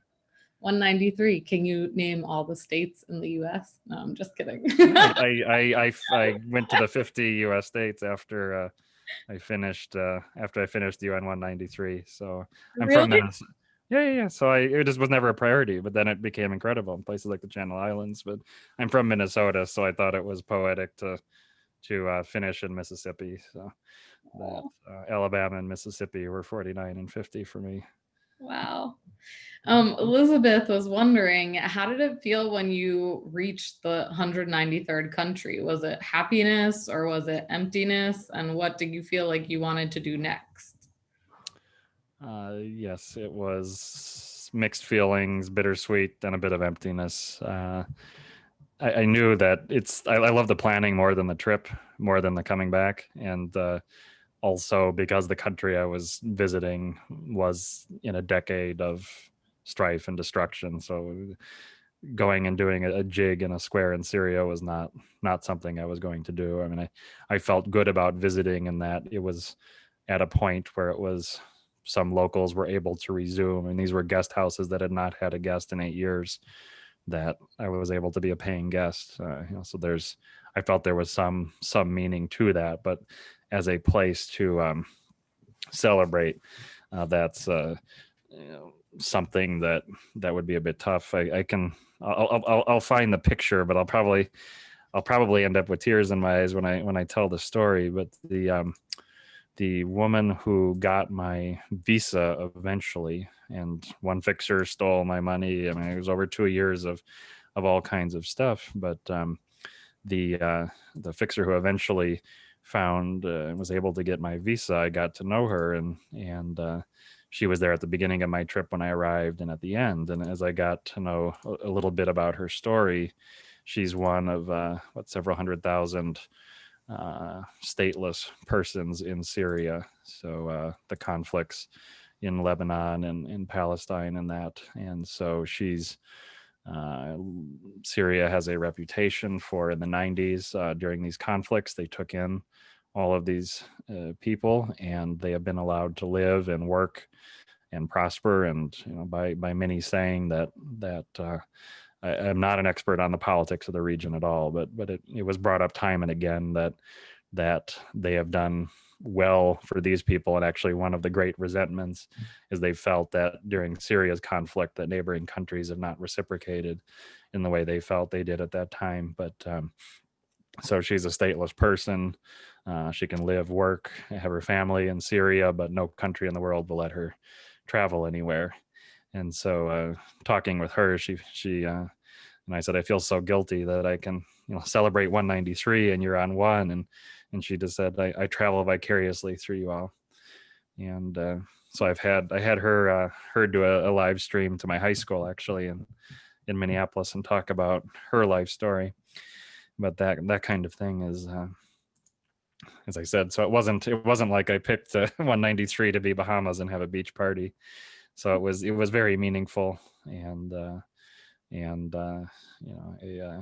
deep experience in terms of what next. I mean, I was planning to take a little bit of a break and focus more on career, and the pandemic hit anyway. But the idea was, as I said, I started blogging. I've been an occasional blogger. I've not done a lot with it. And in bloggers, there's always this thing about, it's even worse with general bloggers. I mean, it's like, why does every other comment on Nomadic Matt have to be somebody jealous for his success or something? I mean, it's like people like Matt that have made a productive business and popularized travel that I admire.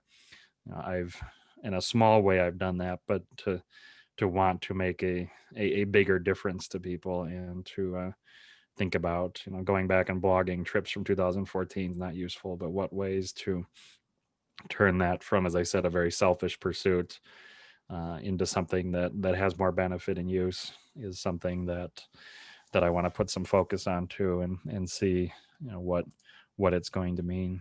If a generation of travelers, like I said, they didn't have their gap years and they give up on travel without ever having tried it, that would be, I think, a tremendous shame. Mhm. And just piggybacking off of that, I would love for you to explain what FTU and every passport stamp is, and Mhm. if you want to invite people to look into it more, because I know both of those things have been instrumental in getting you where you want to go. Sure. Yeah. So FTU, Frequent Traveler University, these are points conferences that I am involved in. So if you want to learn about frequent flyer programs, now there's an FTU online that launched last month with a number of courses, and the idea is the points hobby is, it can really get obsessive, but it can be very useful, and it's done a lot for my travels. So these are conferences that for people that don't want to live and breathe points every single day, can go for a weekend, can go for a day and get caught up, and learn what the latest in points programs. They're always changing. We've seen a huge number of things, of course, happening because of adjustments to the pandemic and all of that. So Frequent Traveler University, I mean, it's very tentative that in April, if the travel and adventure show, the big format travel shows, are able to happen in Chicago and Dallas, that we would have a one-day FTU at each of those, as well as be on the main stage of the event. A dedicated full weekend long FTU is planned for next November 14th to 15th in San Diego. And if you're interested in the point subject, want a crash course, getting into it, that can be incredibly rewarding as a condensed, pack it in, learning the information, learning what's possible, rather than spending every day reading blogs. Because there are times where my wife will come in at midnight and say, "You love your monitor more than me. Why are you reading about points when I'm here?" And so, now we're good. When she says turn off the monitor, I turn off the monitor, and we've reached an accommodation. But that's so that's been fun. And Can I share also for FTU, Mhm. just like the Nomadic Network, being a part of a network where you can make friends that know more than you on a topic that you want to know more on is incredible. I went to 2 FTUs and I've made a handful of friends, and I am a terrible travel hacker, but I love it because I hate paying for flights, and I'm constantly reaching out to those friends and asking them, because they are crazy travel hackers. They know all this stuff off the top of their head. So it's a really incredible event to make friends in and to network in, so that you can learn from other people that are up to this. Because if you ask most people in the world, they're not getting credit cards to fly to Mozambique. But if you ask any of Stefan's friends, that's exactly what they're doing all day. and we all reply within like 5 minutes. So Yes. it's unreal. And my wife observes, because her friends take days to reply. I mean, thinking last summer we were like at a gas station in Vancouver, and gosh, what, it was something with a hotel thing, and I just texted the guy, and she wanted a hotel for the night. Texted him. I knew he had a cert an expiring certificate for a free night. And I just texted him from the gas station. I was filling up gas. And when I finished filling up gas, I told her, I said, it's booked. We're ready to check in. You know, it's like, how are these people online all the time and responding every minute? But when the community is good and we've got a number of people here joining in, it's helping each other, like booking flights for each other with points and trading certs and that. And it's such a big subject that who knows what, and it's a lot of, it can be a lot of fun. So the other one was every passport stamp. So that's the Facebook group I started, and it's all about networking, going to places in the world where TripAdvisor is not all that helpful, I guess would be the the way to say it. But 100%. Like, you have people asking the most obscure questions and there are so many people answering them, right? yeah, and it's I mean, an example I think of, this was, I mean, it seems like a different era, but what was it, around fall of 2019, Sierra Leone, suddenly there was like some news story like, oh, we're going to allow visa on arrival. And that visa, I mean, it cost me like $240 and was a huge pain to get in Ghana. And so I was like, but does this really exist? In Thematic, the airline database, which is the most current thing, that wasn't even updated. And somebody posted, and some guy goes, oh, well, I just went through immigration 5 minutes ago, and here's the picture of the visa on arrival criteria. Here you go. It's like, wow. Add that. So okay, I've got it. So this is my celebration of sorts in Syria. So these are guides and reporters. So in the light powder blue scarf is Gaida, who got my visa. And simple tourist visit becomes a family affair. The young woman in the foreground left is the daughter of the gentleman in the back with the beard, the gray beard. That was my guide for most of the trip. And the woman on the foreground right is a reporter that specializes in Coptic Christianity for her reporting and studies, and then driver and guide and guides family member as well. So that was a celebration of sorts.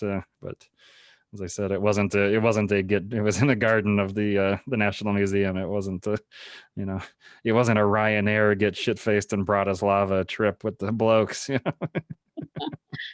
Oh, that's so special though. I have a few just really quick questions that I sort Okay. of left till the end. Sydney was asking, have you been to Antarctica? I went last February. It was a very particular type of visit, not how I normally would, which was part of watching a marathon, not running it. But so flew to the Norwegian claim of Antarctica, and just flew in, flew out for the race, and was able to tag along for that. But the tip I've heard from many people that have visited is, if you really want to see the wildlife, get a cruise that includes South Georgia and South Sandwich Islands. And that's where you'll see the most incredible wildlife. And it will cost more. The permits that every tourist is assessed for the South Sandwich Islands, and this is Shackleton territory, and these kind of things are incredible. So I even once met what the British call the former chief executive of the territories that governed those, and so incredible spots. But I want to visit more and have a much more traditional visit. Incredible. And then Dana's asking, is the excursionist the same thing as a free stopover? It replaced the stopover, so it's a mind-bending, complicated thing. There's not too many frequent flyer programs that still have traditional stopovers. Alaska Airlines is one that, even on a one-way, allows it. The new Air Canada Aeroplan program effectively has stopovers. Singapore Chris Flyer has ones where you can add a stopover for a marginal cash. I forget, it's like 40 or 50 US dollars that they assess for additional stops, up to a few. So that you can search online and see some of these ones. Japan Airlines Mileage Bank has a few, so they do exist. And a stopover for those in airline lingo would be allowing you to connect on an international ticket more than 24 hours. So most programs would allow you to connect up to 24 hours on a connection, but staying longer would be considered a stopover. And typically in the US, a domestic connection would be limited to 4 hours. So trying to be creative. A lot of programs have eliminated this, but those are some good ones that are still out there.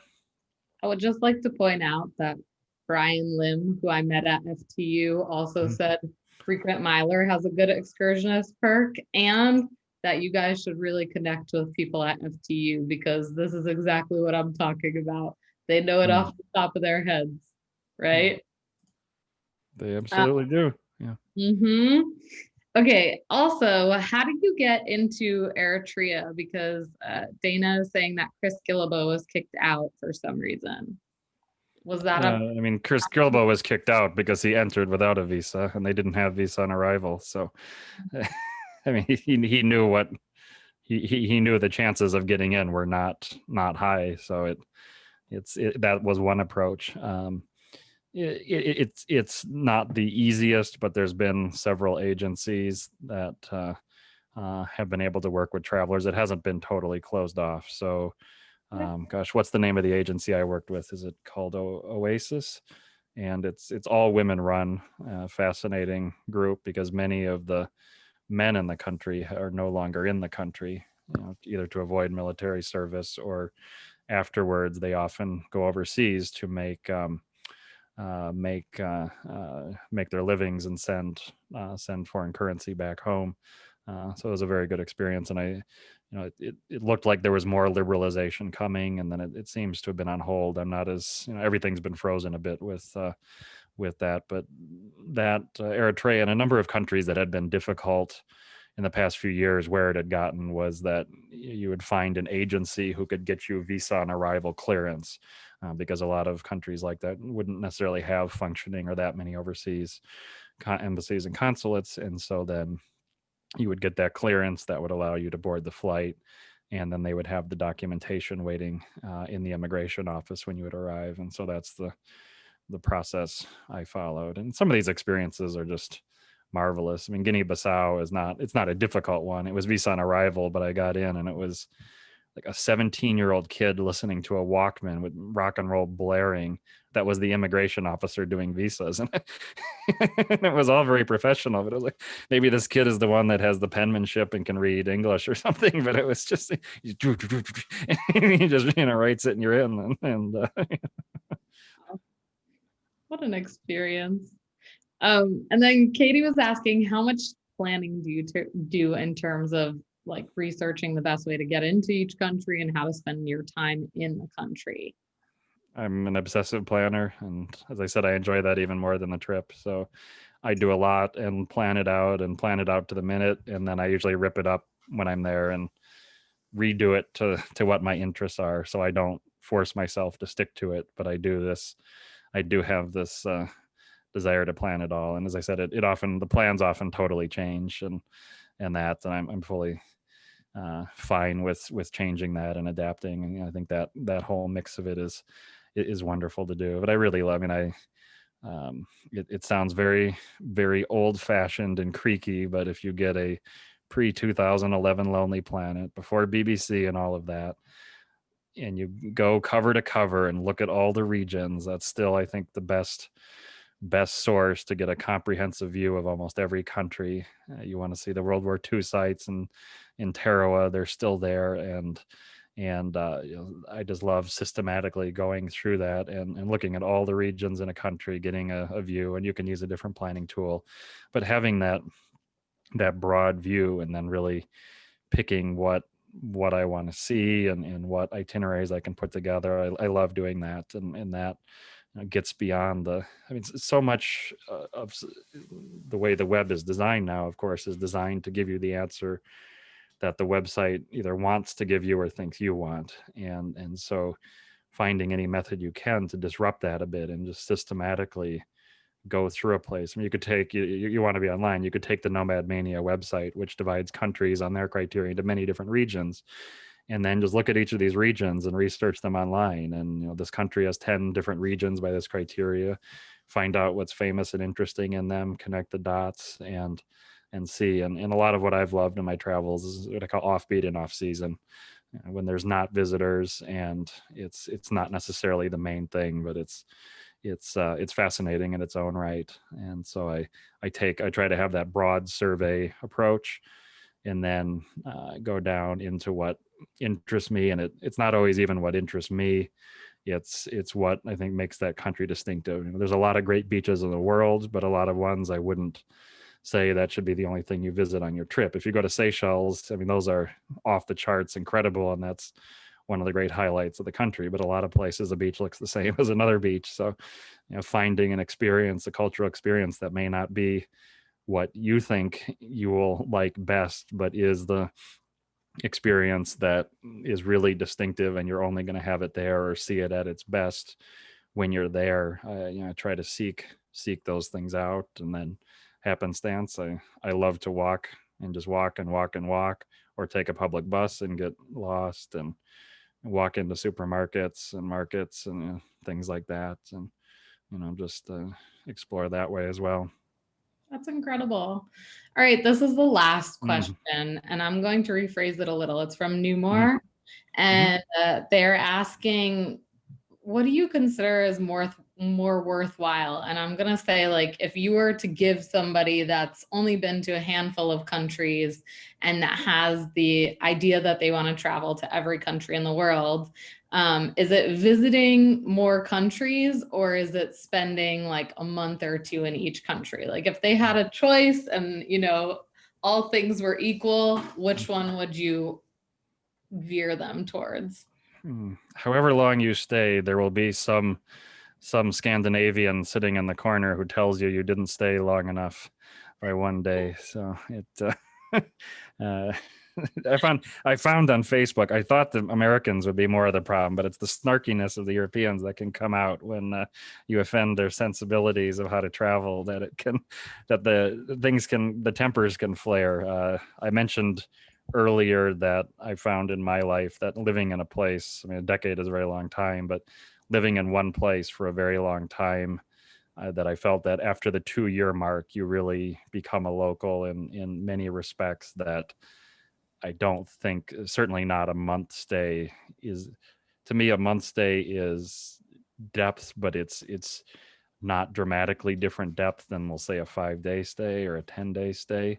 So I would recommend 1 or 2 places that you can really set down roots and really understand, as a good counterpoint to, shorter visits. And then, I mean, staying what's appropriate. I mean, we in our Facebook group, and we don't argue about the right way to travel or not, but it's like, if people that sleep till 11 a.m., have the iconic, banana pancakes at the backpacker hangout, and 3 p.m. they're starting to think about what they're doing for the day, and then 5 p.m. it's happy hour.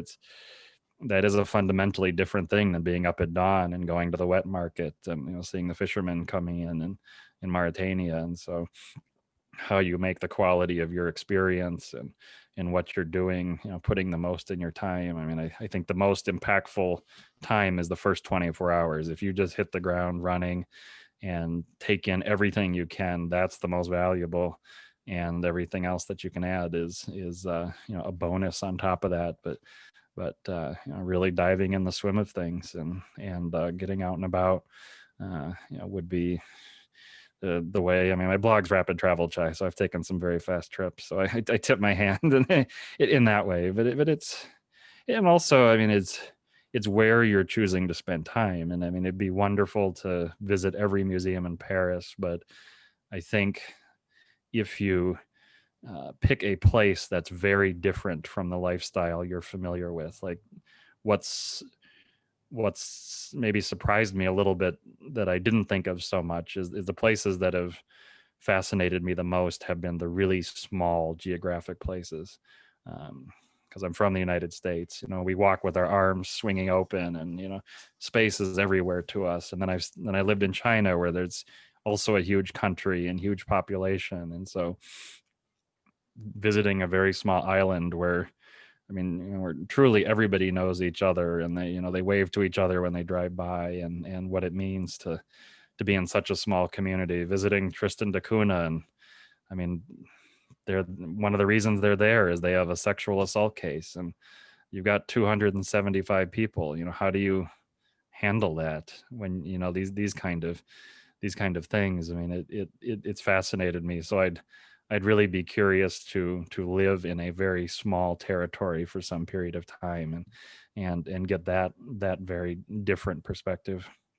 And similarly, people from a very small territory might want to go go to Russia or go to Canada, the U.S., and to see what it means to have essentially limitless space. Mm-hmm. Yeah, I'm also a lover of small areas where everyone knows each other. It's very sweet to visit. Especially But not necessarily happy. I mean, that's part of the thing. I mean, Bhutan world, they measure gross national happiness, but when I was flying in there, the person next to me was a University of North Carolina psychology professor and invited in by one of the queens to advise on, very high female suicide rate. So it's every country has their situations, and getting in and learning and experiencing and not being naive, but learning and appreciating is so much of what it can mean to visit the world. 100%. Stefan, can you write how to get your presentation again into the chat? Oh, sure. And then my computer wasn't prepared for a 2 hour and 8 minute conversation. So it's about to die, but we do have time really quickly for me to share my screen so I can share a little ending presentation that we have with you. Stefan, it was incredible to have you on. My great pleasure. Thank you all. You were just so generous in your sharing, so generous in answering every single random question that our community asked of you. And I just love that. I love having you on, and very happy to join you all. That's it. And then I just wanted to tell you, for those of you who haven't been here before or haven't checked out our website in a while, we do have at thenomadicnetwork.com/events all of our events listed. Tomorrow we actually have our second book club ever. And it's really cool, these book clubs, because as Matt is an author, he also has many, many author friends. And so new Sarah Wiwa is going to be on tomorrow. I encourage you to show up, even if you haven't read her book, Looking to Trans Wonderland, just to, hear from an author about her travel book. I mean, it was one of the best-selling travel books, and she's a Rough Guides author and Lonely Planet author, and I can't imagine what it's going to be like tomorrow. But that's at 12 p.m. EST. And then tomorrow night we actually have a Pacific Northwest travel happy hour, and Natasha Ho, who showed up to our first in-person event in Seattle, actually is going. She's a chef, and she's going to be preparing a meal for us. So it's going to be really fun. If you would like to come, you're invited. I'll invite you, even if you're not in the Pacific Northwest. And then Thursday, I'm going to be presenting about all of my travels, which I'm super excited, and it will probably be 2.5 hours long because I love sharing stories as much as Stefan does. So feel free to come and listen to how I've traveled the world and how I love to share advice about how you can do it on a budget, because I lived abroad for 5 years for less than $10,000 a year. So that's my passion and what I love to talk about. And then we have a Washington, D.C. happy hour. And next week we have Bisa, who's going to come and teach us all the tips and tricks for hiking Mount Kilimanjaro. So those are just a few. We have like 70 events on our website for the next 6 months. And we're always adding new ones. And then I would love to just invite you again to become a Patreon community member. It is a wonderful way to meet other travelers while getting a ton of extra travel perks from the Nomadic Mat, just company brand staff. All of us were very involved in the Patreon community, and we love to get more people involved because, we love meeting other travelers. And for as little as $5 a month, you get a ton of perks. So I invite you to check that out. And last but not least, I just want to say thank you so much for being a part of our travel community. I mean, here we are at the end of this 2-hour and 15-minute journey, and we have so many people still on, and that is just a testament to who you guys are as travelers and why I love this community so much, and why I am so thrilled to bring people like Stefan on to come and speak with you, because I throughout this whole thing, people in the chat were just saying how inspired they are and how they're taking notes. You know, somebody was visibly taking notes the whole time, which I absolutely loved. And so please, I encourage you to come back, and you know, if you want to share your story, you can email me too. If you're an awesome traveler or you have something to share, I would love to give you the platform to do that. And so thank you so much for being here. And Stefan, did you want to say anything to close it out? Go to Erica's session. I want an MP3 of her wonderful laughs to inspire me anytime I'm feeling down. My session is going to be very different from Stefan's session, by the way, because I travel with barely any plan to lots of tiny countries for long periods of time. So it's a very different discussion. But, you know, welcome. I hope you can make it. Thank you so much, everyone. Have a great night. I'm so glad my computer did not die. Thank you. Good night, everyone. Happy New Year. Good night. Happy New Year. I hope you get to travel in 2021 at some point safely.